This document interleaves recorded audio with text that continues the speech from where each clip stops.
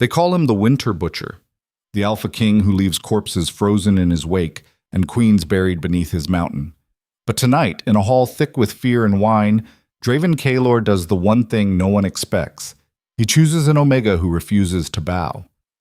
One girl, one word, one spark that will burn an empire to ash and rebuild it from the blood-soaked snow.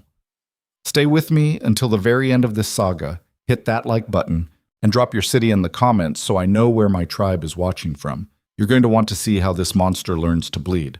Bye. The great hall of Blackspire Citadel stank of roasted meat and terror. Elyra Vale stood among the other Omegas, her hands clasped so tight her knuckles had gone white. Around her, girls wept quietly or swayed on their feet. Some had already fainted. The stone floor was cold enough to leach the warmth straight through her worn boots, but she kept her spine straight and her eyes down. Not out of submission, out of survival. At the far end of the hall, on a throne carved from a single piece of black mountain stone, sat the man they whispered about in every corner of the frozen kingdom. Draven Kaelor, the Alpha King, the Winter Butcher, the Beast of Varithus. He looked exactly like the nightmare they'd promised. 7 feet of scarred muscle wrapped in black furs and steel. His face was all brutal angles, a jaw that could crack bone, and eyes the color of a frozen lake just before it swallows you whole.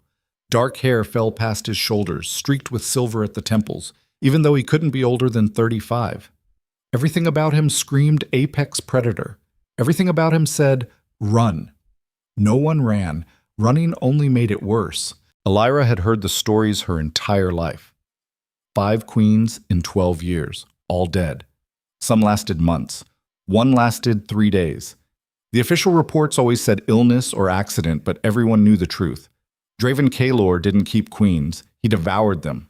And now here she was, one of 60 Omegas dragged from across the Empire for his inspection.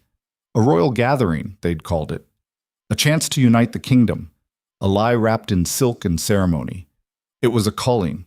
Lord Vaelor stood beside the throne, his thin lips curved in something that might have been a smile if it had any warmth behind it. He was the king's closest advisor, a man who'd built his power on brutality and called it loyalty. His voice carried across the hall like the crack of a whip. His Majesty will now make his selection. The room went silent except for the crackle of torches and the sound of girls trying not to sob. Draven stood. The movement was liquid and terrifying. He descended the stone steps with the casual grace of something that had never known fear because it had always been the thing others feared. Noble lords pressed themselves against the walls. Even the guards looked like they wanted to be anywhere else. He walked down the line of Omegas slowly. Some trembled so hard Elyra could hear their teeth chattering. Others kept their heads bowed so low their foreheads nearly touched their chests. The king said nothing, just looked, evaluated, dismissed them with his eyes alone. When he stopped in front of a girl 3 spaces down from Elyra, the Omega let out a small broken sound. She couldn't have been older than 18. Pretty in a delicate way, with golden hair and wide, terrified eyes. Draven tilted his head, studying her like she was an insect pinned to a board. Then he moved on. The girl nearly collapsed in relief. Elyra felt him before she saw him. A wall of heat and violence and something darker, something that made her Omega instinct scream at her to drop to her knees and bare her throat. She locked her jaw and kept her eyes on the floor. His boots stopped in front of her. She could see them in her peripheral vision, black leather, spotless despite the snow outside. Probably because the blood washed off easy. Look at me. His voice was gravel and smoke, the kind of voice that gave orders and expected the world to rearrange itself in response. Elyra's heart hammered against her ribs. Every survival instinct she had told her to obey. Look up, show submission, give him what he wants. But another part of her, the part that had survived 23 years in a kingdom that ground Omegas into dust, the part that had clawed her way through poverty and loss and endless cold, that part said something different. If you bow now, you'll bow forever. She lifted her chin, met his eyes. The hall seemed to hold its breath. Up close, Draven Kaelor was worse than the stories. Scars cut through his left eyebrow and across his jaw. His eyes weren't just cold, they were empty. The eyes of a man who'd killed so many times it didn't even register anymore. who'd stopped seeing people and started seeing obstacles or tools or targets. But something flickered in them when she didn't look away. Surprise, maybe. Or irritation. "What's your name?" he asked. "Elyra Vale." "You're not afraid." It wasn't a question, it was an accusation. "I didn't say that," Elyra replied quietly. "Then why aren't you on your knees?" "Because you didn't tell me to be." A muscle ticked in his jaw. For a moment she thought he might kill her right there, just reach out and snap her neck for the audacity of meeting his gaze. The air between them felt electric and dangerous. Then he smiled. It was not a kind smile. It was the smile of a wolf that's just spotted something interesting in the snow. "This one," he said without looking away from her. "I'll take this one." The words fell like an executioner's blade. Somewhere behind her, a girl gasped. Lord Vaelor's expression tightened into something that might have been displeasure, but he covered it quickly with a practiced bow. "An excellent choice, Your Majesty." Draven finally broke eye contact and turned back toward his throne. "Prepare her. The wedding will be in 3 days." He walked away like he'd just selected a horse, not a bride. Elyra stood frozen in place while the hall erupted in whispers.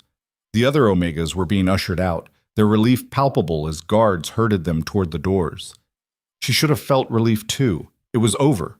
She'd survived the selection, except she hadn't survived at all. She'd just been sentenced. A hand closed around her upper arm, hard enough to bruise. She turned to find Lord Vaelor staring down at her with eyes like chips of ice.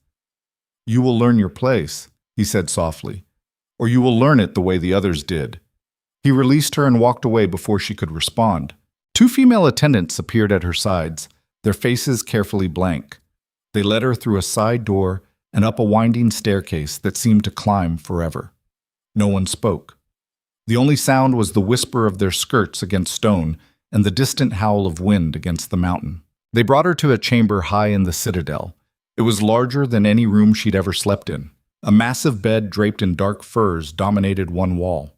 A fireplace big enough to stand in crackled with fresh logs. Tapestries depicting battles and bloodshed covered the stone walls. It was a beautiful cage. "You'll bathe and dress for dinner," one of the attendants said. Her voice was flat, professional. "The king expects you in the great hall at sunset." Then they left her alone. Elyra walked to the narrow window and looked out at the kingdom below. From this height, Varithis stretched out like a frozen graveyard. Snow-covered villages huddled against the cold. Dark forests pressed in from all sides. And beyond that, the wasteland where only the desperate or the damned ventured. She pressed her palm against the freezing glass. What had she done? She should have looked down. Should have trembled and wept like the others. Now she was going to marry a monster, and everyone who'd ever warned her that her pride would get her killed would be proven right. Except she couldn't bring herself to regret it. Because when she'd looked into Draven Kaelor's eyes, she hadn't just seen a monster. She'd seen something else. Something broken and buried so deep even he might have forgotten it was there. She'd seen a man who'd survived by becoming the nightmare. And Elyra knew all about survival. Sag. Dinner was an exercise in psychological warfare. Elyra sat at the long table in the great hall, acutely aware of every eye on her. The king's inner circle had gathered for the meal. Lords and advisors and military commanders, all of them men who'd built their power on violence and intimidation. They watched her the way hunters watched prey. Draven sat at the head of the table, barely acknowledging her presence. He ate in silence, his movements efficient and cold. Between them, the space felt like a chasm. Lord Vaelor held court from the king's right hand, his voice smooth as poisoned honey. "It's been some time since we've had a queen at Blackspire. I trust you understand the honor bestowed upon you, Miss Vale." "I understand that 5 women died here," Elyra said quietly. "I understand that calling it an honor is a convenient lie." The table went silent. Vaelor's smile never wavered, but his eyes turned to flint. "Careful, girl. You're not queen yet. And if I speak carefully now, will that change when I am? It might help you live long enough to find out." Draven's knife hit his plate with a sharp clink that made half the table flinch. He turned his head slowly to look at Elyra. She met his gaze and refused to look away. "You have something to say to me, Omega?" The use of her designation instead of her name was deliberate, a reminder of the power imbalance, a warning. Elyra set down her fork carefully. I was told I'd be queen. Queens speak. Or is that another convenient lie? A lord across the table actually laughed, then stopped abruptly when Draven's attention swung toward him like a loaded weapon. Everyone out, the king said softly. The lord scrambled to obey. Chairs scraped against stone. Footsteps echoed in the sudden rush to escape. Within seconds, the great hall was empty except for the two of them and the servants frozen against the walls. Draven stood and walked around the table toward her. Elyra's instinct screamed at her to run, but she forced herself to stay seated, to keep breathing, to not show the fear that was currently trying to crawl out of her throat. He stopped beside her chair and looked down at her with those dead, frozen eyes. You think you're clever, he said. You think because you didn't grovel during the selection, you're different, special, that you can speak to me however you want and I'll tolerate it because it amuses me. Elyra swallowed hard. I think I'm going to die here either way, so I might as well die as myself. Something shifted in his expression. So fast she almost missed it, a crack in the ice. Stand up. She stood. Her legs felt unsteady, but she locked her knees and kept her chin level. Draven circled her slowly, studying her the way a general studies a battlefield. When he spoke again, his voice was lower, more dangerous. Do you know why my queens die, Elyra Vale? It was the first time he'd used her name. Something about that felt more intimate and more threatening than anything else he'd done. Because you kill them, she whispered. No. He stopped in front of her, close enough that she could feel the heat radiating off him, close enough to snap her neck before she could draw breath to scream. They kill themselves trying to survive me. They twist themselves into shapes they think I want. They lie and scheme and plot. They see the crown and the power, and they think they can tame the monster long enough to take both. He leaned down until his face was inches from hers. His voice dropped to barely above a whisper. I don't want to be tamed, Omega, and I don't want a queen who'll smile while she stabs me in the back. So if you plan to play games, do us both a favor and throw yourself off the tower tonight. It'll be faster. Then he straightened and walked away. His footsteps echoed across the stone floor until a distant door slammed shut, leaving her alone in the massive hall with her heart pounding and her hands shaking. She sank back into the chair and pressed her fingers against her eyes. This was impossible. He was impossible. Everything about this situation was designed to break her, and she'd been here less than a day. But something he'd said circled back through her mind. They twist themselves into shapes they think I want. Maybe that was the trap. Maybe the queens before her had died trying to become what they thought would keep them alive. Playing the game. Wearing the mask. Maybe the only way to survive was to refuse to play at all. Busts. The next morning, a servant arrived before dawn to escort her to the training grounds. Elyra had barely slept. Every sound in the castle had jolted her awake, convinced it was someone coming to drag her to some fresh horror. But the night had passed without incident, and now she was being led down into the bowels of the citadel, where the clash of steel on steel echoed off stone walls. The training yard was carved directly into the mountain, open to the sky but protected on three sides by sheer cliff faces. Snow dusted the ground, already churned to mud and ice by boots and blood. Draven stood in the center of the yard, stripped to the waist despite the cold, facing off against three soldiers at once. His body was a map of violence. Scars crisscrossed his chest and back, some old and silver, others newer and angrier. He moved like a force of nature, brutal and precise, putting down one soldier after another with strikes that would have killed if he'd used his full strength. The soldiers scrambled back to their feet and attacked again. And again. And again. Elyra watched from the edge of the yard, her breath misting in the frozen air. She'd never seen anyone fight like that, without hesitation, without mercy. Every movement was designed to end the threat as efficiently as possible. It was terrifying, and if she was being honest with herself, it was also grimly beautiful in the way a winter storm was beautiful. Deadly, but impossible to look away from. Finally, Draven stepped back and waved the soldiers off. They retreated gratefully, limping and breathing hard. The king grabbed a cloth from a nearby bench and wiped blood from a split on his knuckles. Then he turned and looked directly at her. Enjoying the show? Elyra stepped forward into the yard. Is this what you wanted? For me to see what you are? You already know what I am. Everyone does. He tossed the cloth aside and walked toward her. still shirtless, still radiating violence and heat. But you keep looking at me like you're trying to figure something out, so I thought I'd make it easy for you. I'm not trying to figure you out. Liar? He was right, and they both knew it. Elyra pulled her cloak tighter around herself and met his eyes. Why did you choose me? Does it matter? It matters to me. Draven studied her for a long moment. Then he did something unexpected. He answered honestly. Because you looked at me like I was a man instead of a monster, and I wanted to see how long that would last. The admission hung between them like a confession, raw and sharp-edged. For a moment, the brutal king looked almost human, almost vulnerable. Then the mask slammed back down, and he turned away. The wedding is tomorrow. Don't embarrass me. He walked off the training yard without looking back, leaving Elyra standing in the snow with her heart tangled in knots she didn't know how to untie. The wedding happened at midnight under a sky choked with stars. They dressed her in white furs and a crown of black iron. Her hands shook as the attendants fastened the clasps and smoothed the fabric. No one spoke. The silence felt like a funeral dirge. When they led her down to the throne room, she found it packed with nobles and soldiers and people from across the frozen kingdom. They'd come to witness the monster claim his newest queen, to start the countdown until she joined the others in the royal crypts. Draven waited at the altar in black and silver, his face carved from stone. No warmth in his eyes, no emotion at all. He looked like exactly what he was, a king forged in blood and ice, going through the motions of a ceremony that meant nothing to him. The officiant droned through the ancient words, binding, union, forever, all lies. When it came time for the vows, Draven spoke his part in a voice devoid of feeling. Then it was her turn.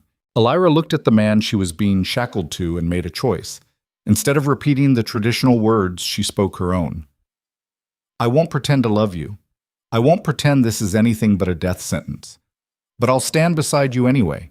Not because I'm weak or because I have no choice, but because somewhere under all that blood and cruelty, I think there's a man who remembers what it's like to be human. And maybe that's worth surviving for. The throne room erupted in shocked whispers. Lord Vaelor's face went white with rage. Several nobles looked like they were about to have heart attacks. And Draven? For the first time since she'd met him, the Winter Butcher looked caught off guard. His eyes locked on hers, and something moved behind them. Something that might have been surprise or anger, or something else entirely. The officiant stammered through the rest of the ceremony in a panic. Then it was done. The crowd erupted in hollow cheers. They were married. Draven took her hand. His grip was iron. He leaned in close enough that only she could hear him whisper against her ear. You just signed your own death warrant, little Omega. Then he led her out of the throne room while the kingdom celebrated the beginning of her end. Boys. The wedding feast lasted hours. Elyra sat beside Draven at the high table, smiling when required and eating nothing. Her stomach was in knots. Every moment felt like standing on the edge of a cliff, waiting for the ground to give way. Lords came to offer congratulations that sounded like condolences. Ladies whispered behind their hands. The whole thing felt like a wake disguised as a celebration. Draven drank steadily, but never seemed affected. He spoke only when necessary, his responses short and brutal. He didn't look at her, didn't acknowledge her presence at all, except for the weight of his hand on hers whenever tradition demanded it. Finally, mercifully, the feast ended. Servants escorted them to the royal chambers. The room was massive and cold despite the roaring fire. The bed looked big enough to get lost in. Everything was dark wood and stone and furs, designed for a king who'd never planned to share it with anyone he didn't intend to destroy. The servants bowed and left quickly, closing the heavy doors behind them. And then they were alone. Elyra stood near the fire, her back to the room, trying to steady her breathing. Behind her, she heard Draven moving, the sound of armor being removed, boots hitting the floor. Take off the dress, he said flatly. She turned to face him. He'd stripped down to his trousers, his scarred chest catching the firelight. He looked like a god of war carved from violence and winter. No. His eyes narrowed. That wasn't a request. I don't care. Elyra's voice shook but held steady. If you're going to kill me, but I won't make it easy. Draven crossed the room in 3 long strides and stopped inches away from her. This close, She could see the muscle working in his jaw, the tension radiating off him like heat. You think I want to force you? You think that's what this is? I don't know what this is. You won't tell me. Because there's nothing to tell. His voice rose for the first time, anger bleeding through the ice. You're my queen because I needed one. The kingdom demands it. The lords demand it. It's politics and theater, and it means absolutely nothing. Then why did you choose me? I already told you. No, tell me the real reason. They stared at each other in the firelight. The silence stretched taut between them like a wire ready to snap. Finally, Draven spoke, and when he did, his voice was so quiet she almost didn't hear it. Because when you looked at me, I remembered what it felt like to be seen as something other than a weapon. The confession hit her like a physical blow. All the air left the room. Before she could respond, he turned away and grabbed a fur from the bed. Sleep. I'll take the floor. You don't have to. Yes, I do. He lay down near the fire, his back to her, and said nothing else. Elyra stood there for a long moment, her mind reeling. Then slowly, carefully, she climbed into the massive bed, still wearing her wedding dress. She didn't sleep. Neither did he. She could tell by the tension in his shoulders, by the way his breathing never evened out. They lay in the darkness, two people trapped in a cage neither of them had chosen, and waited for the dawn. The next week passed in a strange, suspended reality. Draven left before sunrise every morning and didn't return until after dark. When he was in the castle, he avoided her completely. Meals were silent. Nights were spent with him on the floor and her in the bed, both pretending to sleep while the fire burned down to embers. The servants whispered. The nobles watched.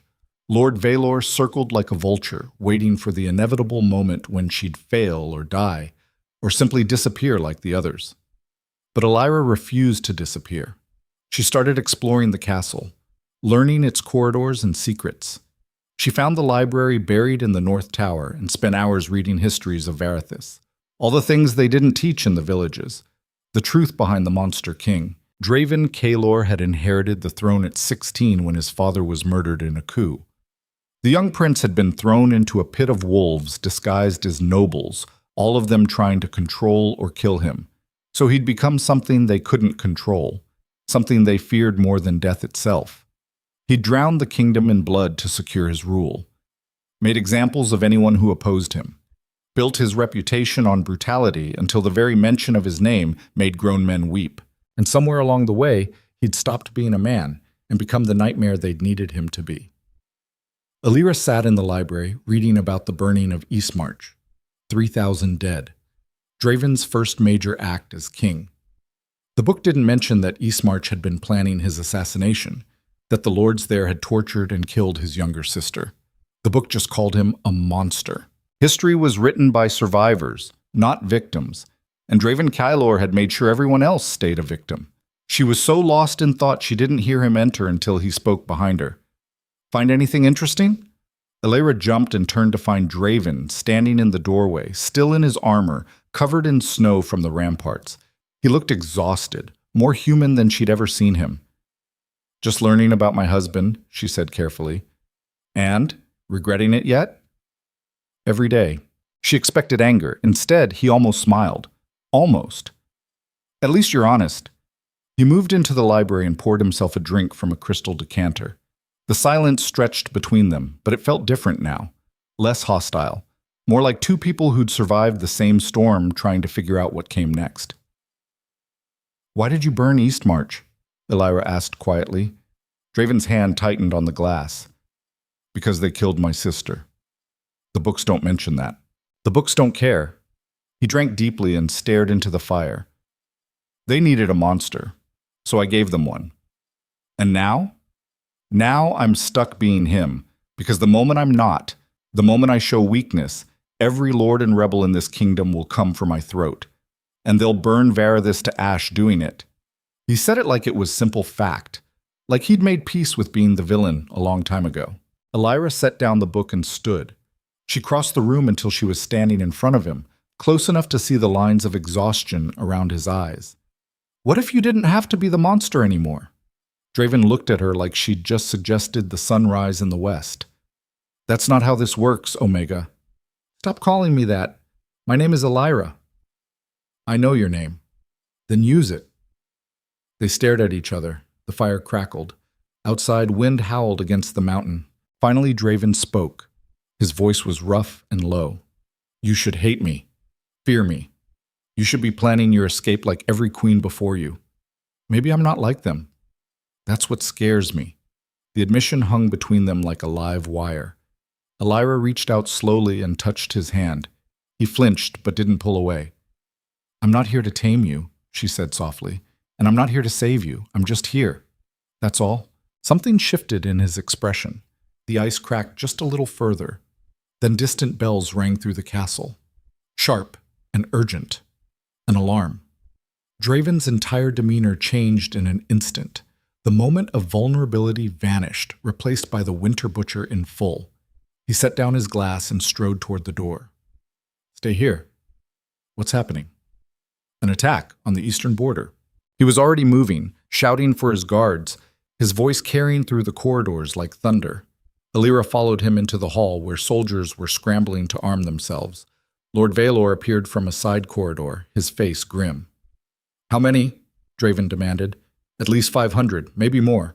They're burning the outer villages. Who? Rebels from the Northmark. They're demanding your head and the throne. Draven's expression went arctic. Gather the legions. We ride in 1 hour. Your Majesty, perhaps you should remain. I don't hide behind walls while my people burn. Draven's voice was absolute zero. Get me my army, now. Kaelor bowed and vanished. Soldiers rushed past in organized chaos, and Draven turned back to Elyra with eyes that had gone completely dead. Lock yourself in the royal chambers. Don't open the door for anyone but me. How long will you be gone? As long as it takes. He started to leave, then stopped, turned back, crossed the distance between them in 2 strides and pulled her against him in a grip that was almost bruising. When he spoke against her ear, his voice was raw. If I don't come back, run. Take whatever gold you can carry and disappear. Don't trust anyone in this castle, especially not Kaelor. Then he was gone, his footsteps echoing down the hall like a death march. Elyra stood frozen in the corridor while the castle mobilized for war around her. And for the first time since arriving at Blackspire, she realized something terrifying. She didn't want him to die. Somewhere in the past week, between the silence and the stolen moments and the cracks in his armor, she'd started to care about the Monster King. And that was the most dangerous thing of all. The royal chambers felt like a tomb after Draven left. Elyra paced the stone floor, her footsteps echoing in the oppressive silence. Outside, she could hear the distant sounds of the army mobilizing. Horses, steel, shouted orders that carried up through the mountain like the rumble of an avalanche building momentum. She should have felt relief. He was gone. She had the space she'd been craving since the moment she'd arrived at this frozen hell. But instead, all she felt was a knot of anxiety twisting tighter in her chest with every passing minute. The warning he'd given her played on repeat in her mind. Don't trust anyone, especially not Kaelor. She moved to the window and looked out at the courtyard far below. Torches cast flickering shadows across the snow as soldiers formed ranks. And there, at the head of the column, was Draven. Even from this distance, he was unmistakable, a dark figure wrapped in black armor and fury, radiating command. He mounted his warhorse in one fluid motion and raised his sword. The army roared in response. Then they were moving, pouring out through the gates like a flood of steel and violence, heading toward whatever hell waited in the east. Elyra pressed her palm against the frozen glass and watched until the last torch disappeared into the darkness. Then she turned back to the empty room and made a decision. She wasn't going to hide. Whatever game was being played in this castle, whatever conspiracy had sent rebels burning villages on the border, she was already a piece on the board whether she wanted to be or not. And pieces that didn't move got sacrificed first. She changed out of her formal gown into something simpler, wool and leather, clothes that wouldn't mark her as royalty. Then she slipped out of the royal chambers and into the maze of corridors that made up Blackspire Citadel. The castle felt different with Draven gone, emptier, but also more dangerous in a way she couldn't quite define. Like a beast that had been sleeping had just opened one eye. She made her way down to the kitchens, keeping to the shadows, avoiding the main halls where guards still patrolled. The kitchen staff barely looked up when she entered. To them, she was just another servant, another body moving through the machinery of the castle. An older woman stood near the ovens, kneading bread with efficient, practiced movements. Her face was lined with years of hard work, but her eyes were sharp. Elyra approached carefully. "Excuse me." The woman glanced up, then did a double-take when she recognized her. She started to bow, but Elyra stopped her with a raised hand. "Please don't. I need information, not ceremony." The woman straightened slowly, her expression guarded. "What kind of information, my lady?" "The kind that might keep me alive." Elyra kept her voice low. "How many queens have died in this castle?" "5, my lady, in 12 years. "How?" The woman's hands stilled on the dough. She glanced around to make sure they were alone, then spoke even quieter than before. "The first one poisoned herself 3 months after the wedding. The second fell from the east tower. The third took fever and died within days. The fourth—" She hesitated. "The fourth tried to kill the king in his sleep. He broke her neck before she could finish." Ice slid down Elyra's spine. "And the fifth?" "Disappeared. They found her body in the forest 2 weeks later. Wolves had gotten to her, but some said she'd slit her own wrists before she ran. 5 women, 5 different deaths, all of them choosing oblivion over whatever life they'd found beside the winter butcher." "Did any of them try to change things?" Elyra asked. "Try to make the kingdom better?" The woman's expression shifted into something that might have been pity. "They tried to survive, my lady. That's all any of us can do here." Elyra nodded slowly and thanked her. Then she left the kitchens and continued her exploration. She needed to understand this place, needed to map its power structures and hidden currents. Because Draven had been right about one thing: the moment he showed weakness, the wolves would come. And she had a sinking feeling that the attack on the eastern border was just the beginning. She found her way to the council chambers. The doors were locked, but she could hear voices inside, low and urgent. She pressed herself against the wall beside the door and listened. Lord Kaelor's voice drifted through the thick wood. "The king plays at war while the kingdom rots. He's become distracted, soft." Another voice responded, younger, angrier. "He chose an Omega with no family, no connections, no value. It's an insult to every house in Verethis." "More than an insult," Kaelor said smoothly.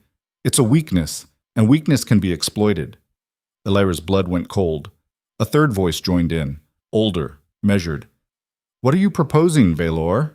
"I'm proposing that perhaps the rebels are right. Perhaps Draven Kaelor has ruled long enough. Perhaps the kingdom needs a king who understands that mercy is a luxury we cannot afford." Silence. Then the older voice again, careful and probing. "You're talking about treason." "I'm talking about survival. The moment Draven returns victorious from this battle, he'll think himself invincible. He'll continue down this path of softening, of listening to that Omega girl he's tied himself to, and the Empire will crumble. He's the strongest Alpha in 3 generations. Strength means nothing if he refuses to use it." Kaelor's voice hardened. "The girl has made him weak, and if he won't remove her himself, then we will." Footsteps. Moving toward the door. Elyra shoved herself away from the wall and ran. Her heart slammed against her ribs as she raced down the corridor, not caring about the noise, just needing distance. She turned a corner and nearly collided with a guard. He grabbed her arm to steady her. "Careful, my lady." She pulled free and kept moving, not trusting herself to speak. Behind her, she heard the council chamber doors open, heard voices spilling out into the hallway. She didn't stop until she was back in the royal chambers with the door barred and her back pressed against it, breathing like she'd just run a mile. They were going to kill her. Kaelor and whoever else he'd corrupted in the king's absence. They were going to remove the weakness they thought she represented, and there wasn't a damn thing she could do about it. She slid down to the floor and wrapped her arms around her knees, trying to think through the panic. Draven had told her to run if he didn't come back, but if she ran now, she'd prove Kaelor right, prove that she was nothing but a distraction, a liability. The kingdom didn't need another dead queen. It needed someone who refused to die. She pulled herself up and started searching the room. There had to be something, some way to defend herself or send word to Draven about what was happening here while he was gone. In a chest at the foot of the bed, she found a collection of weapons, daggers mostly, some ornate and ceremonial, others plain and deadly. She chose one of the plain ones and tested its weight in her hand. She'd never killed anyone, never even thought about it, but survival had a way of rewriting the rules you thought you lived by. She tucked the dagger into her belt and sat down to wait. Mats. 3 days passed like an eternity. No word came from the eastern border. No messengers, no updates. Just silence and snow and the suffocating weight of waiting. Elyra stayed in the royal chambers most of the time, venturing out only when necessary. She could feel the change in the castle, the way servants avoided eye contact, the way guards watched her with expressions that were harder to read every day. Kaelor visited once. He knocked politely and entered without waiting for permission, his smile cold and empty. "The king has been gone longer than expected," he said conversationally, moving to pour himself wine from the decanter by the fire. One begins to worry. "You don't seem worried," Elyra replied from her position near the window. "Oh, but I am. Deeply." He took a sip and studied her over the rim of the glass. A kingdom without a king is a dangerous thing, vulnerable to all manner of threats. "Is that a warning or a threat?" Kaelor's smile widened. "My dear queen, I would never threaten you. I'm simply observing the fragility of our current situation." He set down the glass and moved closer, close enough that she could smell the wine on his breath. "You're remarkably calm for a woman whose husband might already be dead." "He's not dead." "How can you be so certain?" "Because monsters don't die that easily." Kaelor laughed. It was not a pleasant sound. "You still think you understand him? How delightful. Tell me, has he touched you yet? Claimed you properly? Or does he still sleep on the floor like some lovesick fool?" Heat crawled up Elyra's neck, but she kept her voice level. "That's none of your concern. Everything about this kingdom is my concern. I've served the crown for 20 years, watched boy kings and tyrants come and go, and I've learned one essential truth." He leaned in close enough that she could see the cruelty in his eyes. The strong devour the weak, always. It's the only law that matters. "Then you should be very careful," Elyra said quietly. "Because you're in a castle full of predators, and you're starting to look like prey." Something flickered across Kaelor's face. Surprise. Then cold calculation. He straightened and smoothed his robes. "Enjoy your time as queen, Miss Vale. However long it lasts." Then he left, closing the door with a soft click that sounded like a promise. Elyra waited until his footsteps faded, then grabbed the chamber pot and vomited. Fear and adrenaline turned her stomach inside out. She leaned against the wall, shaking, trying to get control of herself. She couldn't keep doing this, couldn't keep waiting for the axe to fall. She needed allies, needed someone in this frozen hell who wasn't actively plotting her death. That night she slipped out again, this time heading deeper into the castle toward the servants' quarters. If the nobility wanted her dead, maybe the people they considered beneath notice would see things differently. She found the older woman from the kitchens in a small room she shared with 2 others. The woman looked up in shock when Elyra entered. "My lady, you shouldn't be here." "I know, but I need help." Elyra closed the door behind her. "Lord Kaelor is planning something. I don't know exactly what, but I think he's going to make a move while the king is gone." The woman stood slowly, her expression troubled. "Even if that's true, what can we do? We're servants. You're survivors. You've outlasted 5 queens, and God knows how many nobles who thought they were untouchable. You know how this castle works better than anyone." The woman studied her for a long moment. Then she sighed and gestured to a chair. "Sit, child. If you're determined to get yourself killed, at least let me try to help you do it slower." Her name was Marta, and she'd been at Blackspire since before Draven took the throne. She'd served his father, watched the coup that killed him, seen the young prince claw his way to power through blood and brutality. "The king wasn't always like this," Marta said quietly, as she poured tea with hands that shook slightly. "When he was a boy, before his father died, he was different, kind even. But then his father was murdered, his sister tortured, and the whole kingdom tried to tear him apart." She handed Elyra the cup. "So he became what they feared most, because fear was the only language they understood." "What happened to the queens?" Elyra asked. "Really?" Marta's expression darkened. The first one was Kaelor's niece. Beautiful girl, ambitious. She tried to poison the king's wine 3 weeks into the marriage. He let her drink it herself. She paused. The second was in love with a lord from the southern territories. She was going to help him stage a coup. The king found out, and she threw herself from the tower rather than face him. Each story was the same: betrayal and conspiracy, and women who'd seen the crown but not the man wearing it. Women who'd tried to use him and died when they realized he couldn't be used. What about the last one? Elyra pressed. The one who disappeared? Marta's face went pale. That one's different. She was carrying his child. The words hit like a physical blow. What? She was 3 months along when she vanished. Some say the king killed her in a rage when he found out. Others say Kaelor did it to eliminate an heir that would have threatened his influence. Marta looked down at her hands. We found her in the forest. The child was gone, cut from her while she still lived. Elyra's tea hit the floor. The cup shattered.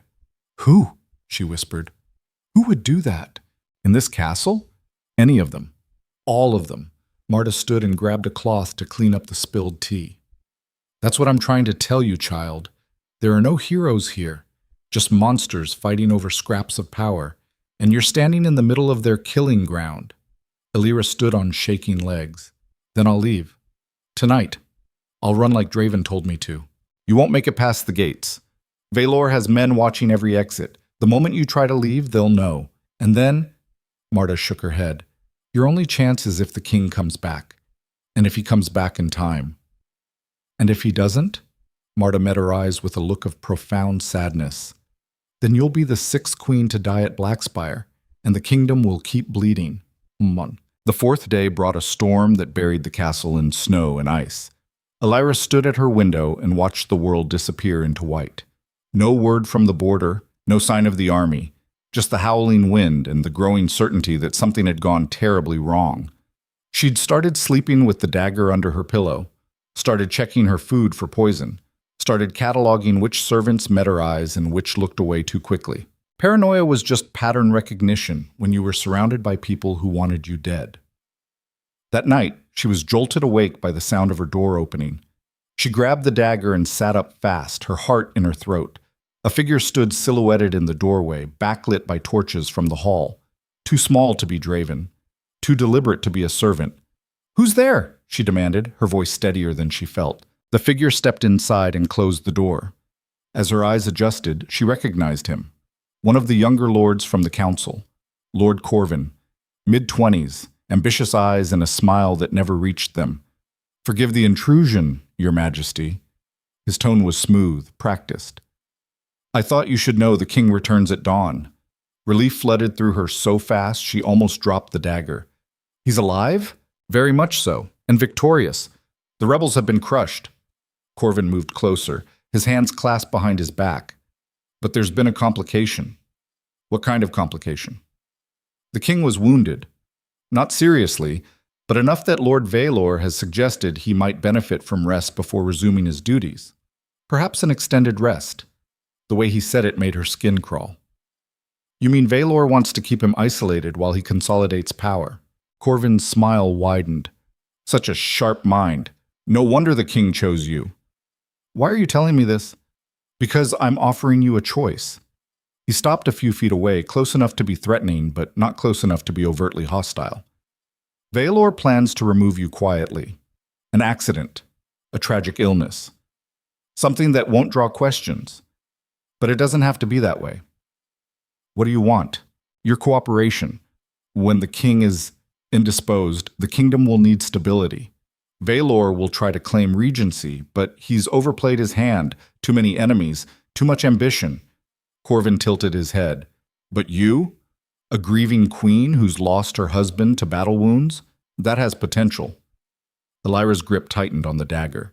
You want me to help you stage a coup? I want to offer you survival. Help us remove Kaelor, and we'll ensure the king receives proper care. He might even recover. The threat in those words was crystal clear. Refuse, and we'll side with Kaelor. Either way, the old guard falls. The only question is whether you fall with them. Her mind raced. This was the play she'd sensed building, the power vacuum, the wolves circling. And if I agree, what happens to Draven? The king will remain king, on paper, but you'll have our protection, our support, a long and prosperous reign. Corvin moved closer, close enough that she could smell wine on his breath and see the cold calculation in his eyes. Or you can stay loyal to a man who's already half dead and wait for Kaelor to put a knife in your back. Get out! Think about it. I said get out! She raised the dagger. Her hand didn't shake. Not anymore. Corvin studied her for a long moment, then smiled that empty smile again and bowed mockingly. As you wish, Your Majesty, but the offer expires at dawn. Choose wisely. Then he was gone, leaving her alone in the darkness with impossible choices. She couldn't trust Corvin, couldn't trust Kaelor, couldn't trust anyone in this nest of vipers. The only person she could trust was currently wounded and returning to a castle full of people who wanted him dead or controlled. She had to get to him first, had to warn him before Kaelor made his move. Elyra dressed quickly in the darkest clothes she could find, strapped the dagger to her thigh where it wouldn't show. Then she unbarred the door and stepped into the corridor. The castle was quiet. Most of the guards were sleeping or posted at the main gates. She moved through the shadows, taking the servants' passages she'd learned during her explorations. She made it down to the courtyard just as the first light of dawn touched the horizon, and then she heard them. Hoofbeats. Dozens of them. The army returning. She pressed herself against the wall and watched as the gates opened. They rode in like ghosts, exhausted men on exhausted horses covered in blood and mud and snow. And at their head, slumped forward in his saddle but still upright, was Draven. He looked like he'd ridden through hell. His armor was dented and splattered with blood. His face was gray beneath the dirt, but he was alive. He was alive. Elyra stepped out of the shadows without thinking, just needing him to see her, needing to reach him before anyone else did. Draven's head came up, his eyes locked on hers across the courtyard. For a moment, everything else fell away. The exhaustion, the blood, the conspiracy. Just two people seeing each other and feeling something that neither of them had names for yet. Then Lord Kaelor appeared from the main doors, flanked by guards, his expression a mask of concern that didn't reach his eyes. Your Majesty, thank the gods. We feared the worst. Draven dismounted slowly, favoring his left side. The rebels are scattered. It's done. At what cost? Kaelor's gaze flicked to the blood-stained armor. You're injured. You should rest. Let the healers tend to you while I'll handle my own kingdom, Kaelor. The words were quiet but absolute. The Winter Butcher speaking, not the wounded king. Kaelor's expression tightened, just for a second. Then the mask was back. Of course, Your Majesty, but perhaps your queen should see to your wounds. She's been so worried. It was a test, a way to gauge whether Draven would retreat to his chambers in isolation or assert his control. Draven's eyes found Elyra again. She saw the calculation happening behind them, the exhaustion fighting with the political reality. Then he held out his hand to her. Walk with me. Elyra crossed the courtyard, acutely aware of every eye on her. When she reached him, she could see the pain he was hiding, the way he held himself too carefully, the blood seeping through a bandage on his left side. But his grip was iron when she took his hand. They walked past Kaelor without another word, through the main doors, into the castle that wanted both of them dead. Once they were alone in the corridor, Draven's facade cracked. He leaned against the wall, breathing hard. How bad is it? Elyra asked quietly. Bad enough. Took a sword to the ribs. It's stitched, but it's not healing right. He looked at her, really looked at her. You're still alive. Disappointed? Surprised. Kaelor tried to turn me against you, so did Lord Corvin. They're planning something. Draven's expression went flat, dangerous. Tell me everything. So she did. Standing there in the cold corridor while the sun rose outside, she told him about the conversation she'd overheard, about Corvin's visit, about the servants who'd helped her, and the ones who looked away. When she finished, Draven was quiet for a long time. They think I'm weak, he finally said, because I chose you. Because I'm not executing people for sport anymore. They think the monster has gone soft. Have you? He looked at her with those frozen eyes, but underneath the ice something burned. I don't know anymore. Before you came, everything was simple. Rule through fear, trust no one, survive. But then you walked into that hall and looked at me like I was human, and suddenly nothing's simple. I'm sorry. Don't be. I think I needed to remember what it felt like to be more than a weapon. He pushed away from the wall, grimacing. But now I have to prove to every lord and rebel in this kingdom that mercy isn't weakness. And I can't do that if I'm bleeding out in my chambers while Kaelor stages a coup. What are you going to do? Draven's smile was cold and sharp as winter. What I should have done years ago. Clean house, The council meeting happened at noon. Draven ordered every lord and advisor in the castle to attend. No exceptions. No excuses. The great hall filled with nobles who'd been whispering treason just hours before, now forced to face the king they'd thought was weak. Elyra stood beside the throne, her heart pounding. She'd argued against being there, but Draven had insisted. This is your kingdom too. They need to see we stand together. The lords filed in and took their places. Kaelor, Corvin, 24 others whose names she was still learning, all of them watching the king like wolves measuring a wounded stag. Draven stood before them, still in his blood-stained armor, still clearly in pain but refusing to show it. When he spoke, his voice carried across the hall like a blade drawn from its sheath. I know what you've been planning. Silence, absolute and suffocating. While I was defending our borders, you were here plotting treason, conspiring to remove your queen, planning to control or kill your king. His gaze swept across them. Each man he looked at flinched. Did you think I wouldn't find out? Did you think I'd grown that soft? No one spoke. No one moved. Lord Kaelor stepped forward. Kaelor's face had gone the color of old snow, but he moved to stand before the throne. His hands were steady, but his eyes betrayed him. Your Majesty, if I've given offense, you've given more than offense. You've given me a reason to do what I've been avoiding for years. Draven descended from the throne. The movement clearly cost him, but he didn't show it. You've served this kingdom since my father's time. I've tolerated your ambition because you were useful. But the moment you threatened my queen, you crossed a line you can't uncross. Don't lie. It insults us both. Draven drew his sword. The sound of steel on leather cut through the hall like a scream. Kaelor stumbled backward. Your Majesty, please, I was only thinking of the kingdom's stability. The girl has no family, no connections, she's a liability. The girl has a name, use it. Elyra, I meant no disrespect to Elyra, but surely you must see. What I see is a traitor begging for his life. Draven's voice went quiet, deadly. Tell me why I shouldn't execute you right now, in front of everyone. Make an example that'll last a generation. The hall held its collective breath. Elyra watched the scene unfold, her pulse racing. This was the moment. The choice between the old way and something new, between being the winter butcher and being something more. Kaelor fell to his knees. Mercy, Your Majesty, I beg you. I'll leave Verithis, go into exile. You'll never see me again. Mercy. Draven repeated the word like it tasted foreign. The thing you've spent 20 years telling me was weakness. He raised the sword. Every lord in the room flinched, and then Elyra spoke. Don't. Draven's head turned toward her slowly. His expression was unreadable. Don't? He repeated. She stepped forward. Her legs felt like water, but she forced herself to move, to stand beside him in front of all these men who wanted her dead. If you execute him, you prove them right. You prove that nothing's changed, that you're still the monster they expect. She met his eyes.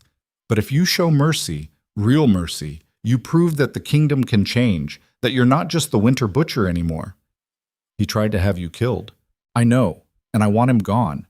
But I want him gone in a way that shows we're building something better, not just repeating the same cycle of blood. The silence in the hall was absolute. Every man there was watching them, waiting to see which king would emerge from this moment, the monster or the man. Draven's jaw worked. His knuckles were white on the sword hilt. Then slowly, so slowly, he lowered the blade. Exile, he said flatly. You have until sunset to be beyond our borders. If I ever see your face again, I'll hang you from the gates and let the crows eat your eyes. Am I clear? Kaelor's relief was palpable. Yes, Your Majesty. Thank you. Thank you. Thank your queen. Not me. Draven turned to address the rest of the hall. Let this be a lesson to all of you. The old way is dead. I'm not my father. I'm not the boy prince you tried to destroy, and I'm sure as hell not the tyrant you think you can manipulate or replace." His voice rose. "This is my kingdom, my queen, my rules. Anyone who has a problem with that can join Vaelor on the road. Otherwise, bend the knee and swear your loyalty. Now." One by one, they knelt. Even Lord Corvin, even the ones who'd been plotting his death hours before. When it was done, when the hall was full of kneeling nobles and the point had been made, Draven turned and walked out. Elyra followed him. They made it to his chambers before his legs gave out. She caught him as he fell, taking his weight even though he was twice her size. Together they collapsed against the wall. "That was either the bravest or the stupidest thing you've ever done," he said through gritted teeth. "Probably both." She could see fresh blood seeping through his bandages. "We need to get you to a healer." "In a minute. First I need to—" He trailed off, his eyes sliding shut. "Stay with me, Draven. Stay with me." His eyes opened, focused on her face, and for the first time since she'd met him, she saw something in them that wasn't ice or rage or emptiness. She saw fear. "If I die," he said quietly, "promise me you'll run. Take everything you can and disappear. Don't let them turn you into another corpse in the crypts. You're not going to die. Promise me, Elyra." She looked at the man she'd married, the monster who'd chosen her, the king who'd just spared a traitor's life because she'd asked him to. And somewhere in the past week, between the silence and the stolen moments and the cracks in his armor, he'd stopped being the Winter Butcher and started being just Draven. "I promise," she whispered. "But you're not dying. I won't let you." Then she screamed for the healers and held him while his blood soaked through her dress and the castle descended into chaos around them. The healers worked through the night. Elyra refused to leave his side. She sat in a chair pulled close to the bed, watching the rise and fall of Draven's chest, counting each breath like it might be his last.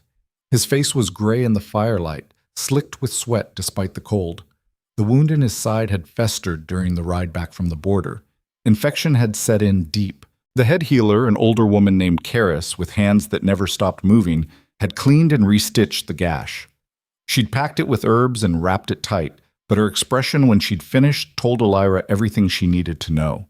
It might not be enough. Now Karis stood near the door, arms crossed, watching her king fight a battle he couldn't win with a sword. "You should rest, Your Majesty," she said quietly. "I'll send word if anything changes." "I'm not leaving him. He may not wake for days, if he wakes at all." The words hung in the air like a death sentence. Elyra's hands tightened on the arms of the chair until her knuckles went white. "Then I'll be here when he does, or when he doesn't." Karis studied her for a long moment, then nodded and left them alone. The fire crackled. Wind howled against the mountain, and Elyra sat in the darkness with a dying king and wondered how everything had fallen apart so fast. She thought exile would be enough, thought showing mercy would prove they were different, but mercy in a kingdom built on blood was just another word for weakness. And weakness got you killed. Draven stirred. A low sound escaped his throat, something between a groan and a growl. His eyes moved beneath closed lids, fighting demons only he could see. Elyra leaned forward and took his hand. It was burning hot.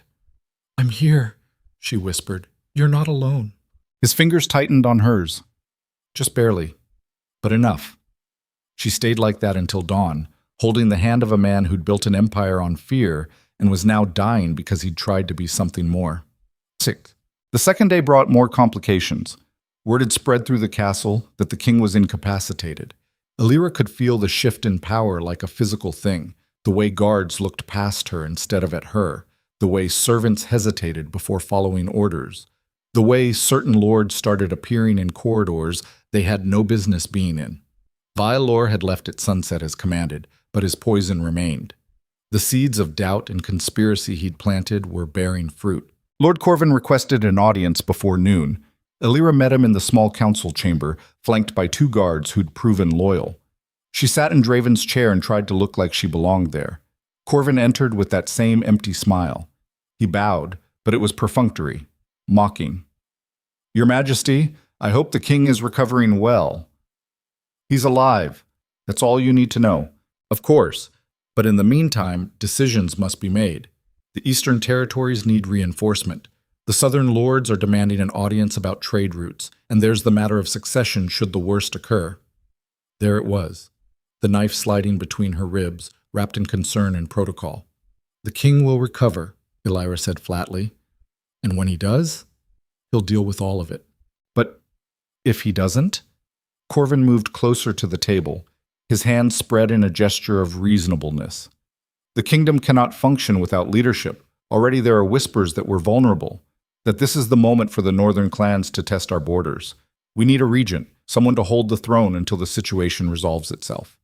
The situation is that your king is healing from wounds he received defending this kingdom from rebels you probably helped fund. Corvin's smile never wavered.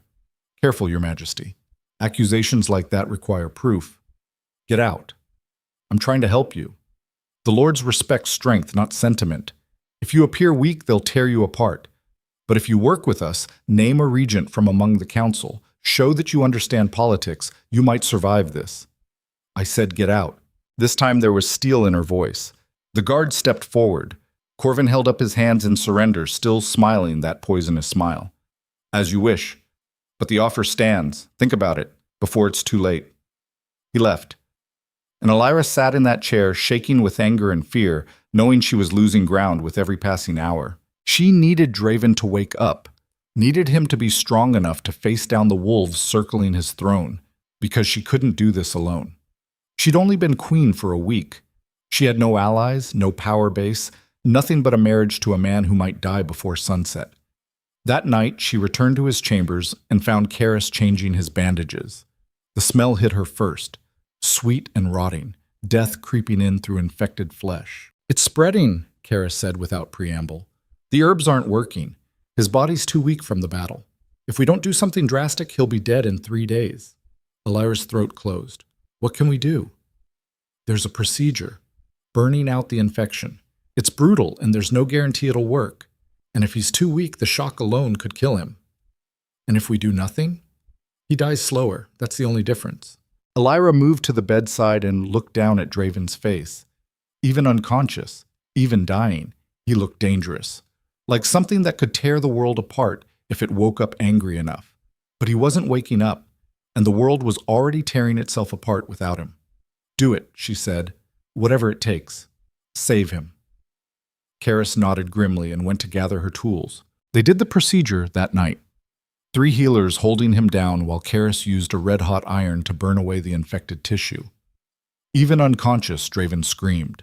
The sound tore through the castle like an animal caught in a trap. Elyra held his hand through all of it, her own screams trapped in her throat, tears streaming down her face while they tried to save him by destroying him piece by piece. When it was over, he lay silent and still as death. Only the faint rise and fall of his chest proved he was still alive. Now we wait, Karis said, exhaustion heavy in her voice. If the fever breaks by dawn, he might survive. If it doesn't, she didn't finish. She didn't need to. Elyra sent them all away and sat beside him in the darkness, listening to him breathe and praying to God she didn't believe in that he'd open his eyes one more time. Iktal? The 3rd day brought the fever to its peak. Draven burned like a forge. His skin was so hot, Elyra could barely touch him. He thrashed and muttered, fighting invisible enemies, reliving battles only he could see. She tried to cool him with wet cloths, but it was like trying to hold back winter with her bare hands. And while he burned, the castle continued its slow descent into chaos. A fight broke out between 2 lords in the Great Hall. Blood was spilled before guards separated them. The eastern patrols reported movement in the hills, possible rebel scouts testing their defenses. And a delegation from the northern territories arrived demanding to speak with the king about border disputes. Elyra met them in the throne room, sitting in Draven's chair because there was no one else to do it. The northern lords looked at her like she was a child playing dress-up in her father's clothes. Their spokesman, a grizzled warrior named Harkon with scars that put Dravens to shame, didn't even bother with pleasantries. Where's the king? The king is recovering from wounds sustained in battle. I speak for him in his absence. Harkon laughed. It was not a kind sound. You speak for him? Girl, you've been queen for a week. You don't speak for anyone. I speak for the crown.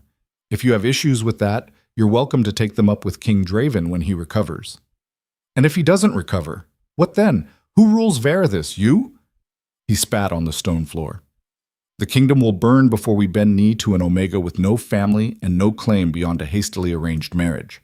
The other northern lords murmured agreement, and Elyra realized with sickening clarity that this wasn't about border disputes at all. This was a test. They were measuring her weakness, calculating how long until they could make their move. "Get out," she said quietly. "We came for answers, and I gave them. The king lives. The crown holds. Now get out of my castle before I have you thrown out." Harkon's hand moved to his sword. The guards tensed. For a moment, violence hung in the air like smoke. Then a voice cut through the tension like a blade through silk. "Touch that sword, and you'll lose the hand before it clears the sheath." Everyone turned. Draven stood in the doorway, leaning heavily on a walking stick, his face the color of old parchment. He was dressed in a loose shirt that did nothing to hide the bulk of bandages beneath. He looked like death warmed over, but his eyes were clear and cold and absolutely furious. "Your Majesty," Harkon started, but Draven cut him off. "You come into my hall, threaten my queen, question my rule. And you think there won't be consequences?" He moved forward slowly, each step clearly costing him, but no one moved to help. No one dared. "The only reason you're still breathing is because she asked me to show mercy. Remember that when you're deciding whether to test me again." Harkon's face went red, but he bowed. "My apologies, Your Majesty. We meant no disrespect." "Yes, you did, but you're going to swallow it and leave. Now, before I forget I'm trying to be a better king." The northern lords retreated like dogs with their tails between their legs. When they were gone, Draven's facade cracked. He swayed, and Elyra was there, catching him before he fell. "What are you doing out of bed?" she hissed. "You're going to tear your stitches." "Had to. They were circling, had to show them I wasn't dead yet." He leaned on her heavily. "Help me back, before I collapse in front of someone else." They made it to his chambers, barely. He collapsed onto the bed with a groan that spoke of agony. "That was stupid," Elyra said, her hands shaking as she checked his bandages. Fresh blood seeped through. "You could have died. Better than watching them tear you apart because I was too weak to stand." Something in her chest cracked. She sat beside him on the bed, exhaustion and fear and relief all crashing together. "I thought I lost you." "Not yet. I'm too mean to die." His hand found hers. "But I heard what they said, what they think of you, of us. They think I'm a liability, that you chose wrong. They always think that, about everything." He closed his eyes. "But they're not entirely wrong. I put a target on your back by choosing you, made you queen of a kingdom that doesn't want one. So what do? We survive, same as always. And we make them respect you. Not because you're my wife, because you're more dangerous than they realize." Before she could respond, someone knocked on the door, hard and urgent. Elyra opened it to find Marta, the older servant, her face pale. "My lady, you need to come quickly. There's something you should see." They followed her down to the crypts beneath the castle. The air was cold and still, thick with the smell of stone and death. Marta led them past rows of tombs until they reached the royal section where Draven's queens were buried. "I was preparing offerings for the dead when I noticed something," Marta said, stopping in front of the fifth tomb. "The most recent. The seal was broken." Elyra looked at the stone sarcophagus. The heavy lid had been moved. Not much, just enough for someone to reach inside. Draven's hand tightened on his walking stick. "Open it." Two guards stepped forward and, after a moment's hesitation, lifted the lid. The tomb was empty. Not just empty, cleaned, like it had never held a body at all. "Where is she?" Elyra whispered. "That's what I'd like to know." Draven's voice was ice. "The fifth queen, the one who supposedly died in the forest. The one who was carrying my child." Marta's face was ashen. "My lord, I swear I don't know. When we interred her, the body was here. I saw it myself. Someone moved her, recently." Draven ran his hand along the edge of the stone. "The dust is disturbed. This happened in the last few days." He turned to the guards. "Seal the crypts.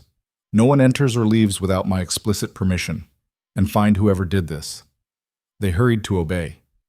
But Elyra stood frozen, her mind racing. A missing body. A queen who died carrying the king's heir, moved during the exact days when Draven had been unconscious and vulnerable. This wasn't grave robbing. This was a message. "She's alive," Elyra said quietly. "Isn't she?" Draven's silence was answer enough. The reports said wolves killed her, that she ran and died in the forest. But if there's no body... Elyra's voice trailed off as the implications crashed over her. Who was she? Really? Draven's jaw worked. When he finally spoke, his voice was rough. Lady Cerys Thorn, daughter of the Thorn family, one of the most powerful houses in Verithis. He paused. Vaelor's goddaughter. The world tilted. Vaelor arranged your marriage to his goddaughter? He arranged all of them. Every queen, every match. He controlled who stood beside me, thinking he could control me through them. Draven's hand tightened into a fist. But Cerys was different. She actually... He stopped. It doesn't matter. She's dead. Except she's not. Her body is missing, which means someone went to a lot of trouble to make us think she was dead when she wasn't. Why? To what end? Elyra's mind raced through the possibilities, each one worse than the last. An heir. If she was pregnant when she disappeared, if she gave birth somewhere safe, somewhere hidden, then there's a child out there with a stronger claim to the throne than any other heir I might produce. Draven's expression went dark. And Vaelor knew. He's known this whole time. It's the perfect trap. Let you think you're building something new with me. Let you show mercy, prove you're changing, get you to exile him instead of executing him, and then spring the trap when you're weak. They can't prove the child is mine. They don't have to. All they need is doubt, a possibility, especially if that child is being raised by the family you cast out. Elyra felt sick. You spared Vaelor because I asked you to, and he's going to use that mercy to destroy us both. Before Draven could respond, shouting erupted from somewhere above, the clash of steel on steel. Screams. They ran, or rather, Elyra ran, and Draven hobbled after her as fast as his wounded body would allow. They burst into the main hall to find chaos. Armed men poured through the main gates. Not an army. Something worse. An infiltration force. 40, maybe 50 fighters, moving with military precision. They wore no colors, no sigil, just black and steel. And at their head, very much not in exile, was Lord Vaelor. "Seize them!" he shouted. "Take the king alive! The Omega dies!" The world exploded into violence. Castle guards rushed to intercept the invaders. Steel met steel in a deafening crash. Blood splattered across the ancient stones. And through it all, Vaelor advanced with cold purpose in his eyes. Draven shoved Elyra behind him and drew the sword he should not have been strong enough to lift. He put down the first attacker with a strike that nearly ripped the man in half. Then the second, then the third. But he was wounded and weak and fighting on borrowed time. Elyra could see him faltering, see the fresh blood blooming across his bandages. She grabbed a fallen sword from the ground. It was too heavy, too long, but she held it anyway. She'd never used a weapon in her life, but survival had a way of teaching you fast. An attacker came at her from the left. She swung wild. More luck than skill, caught him across the face. He went down screaming.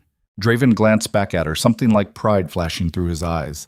Then he was moving again, protecting her even as his own body betrayed him. They fought their way toward the throne room, guards rallying around them. But Vaelor's men kept coming, kept pressing.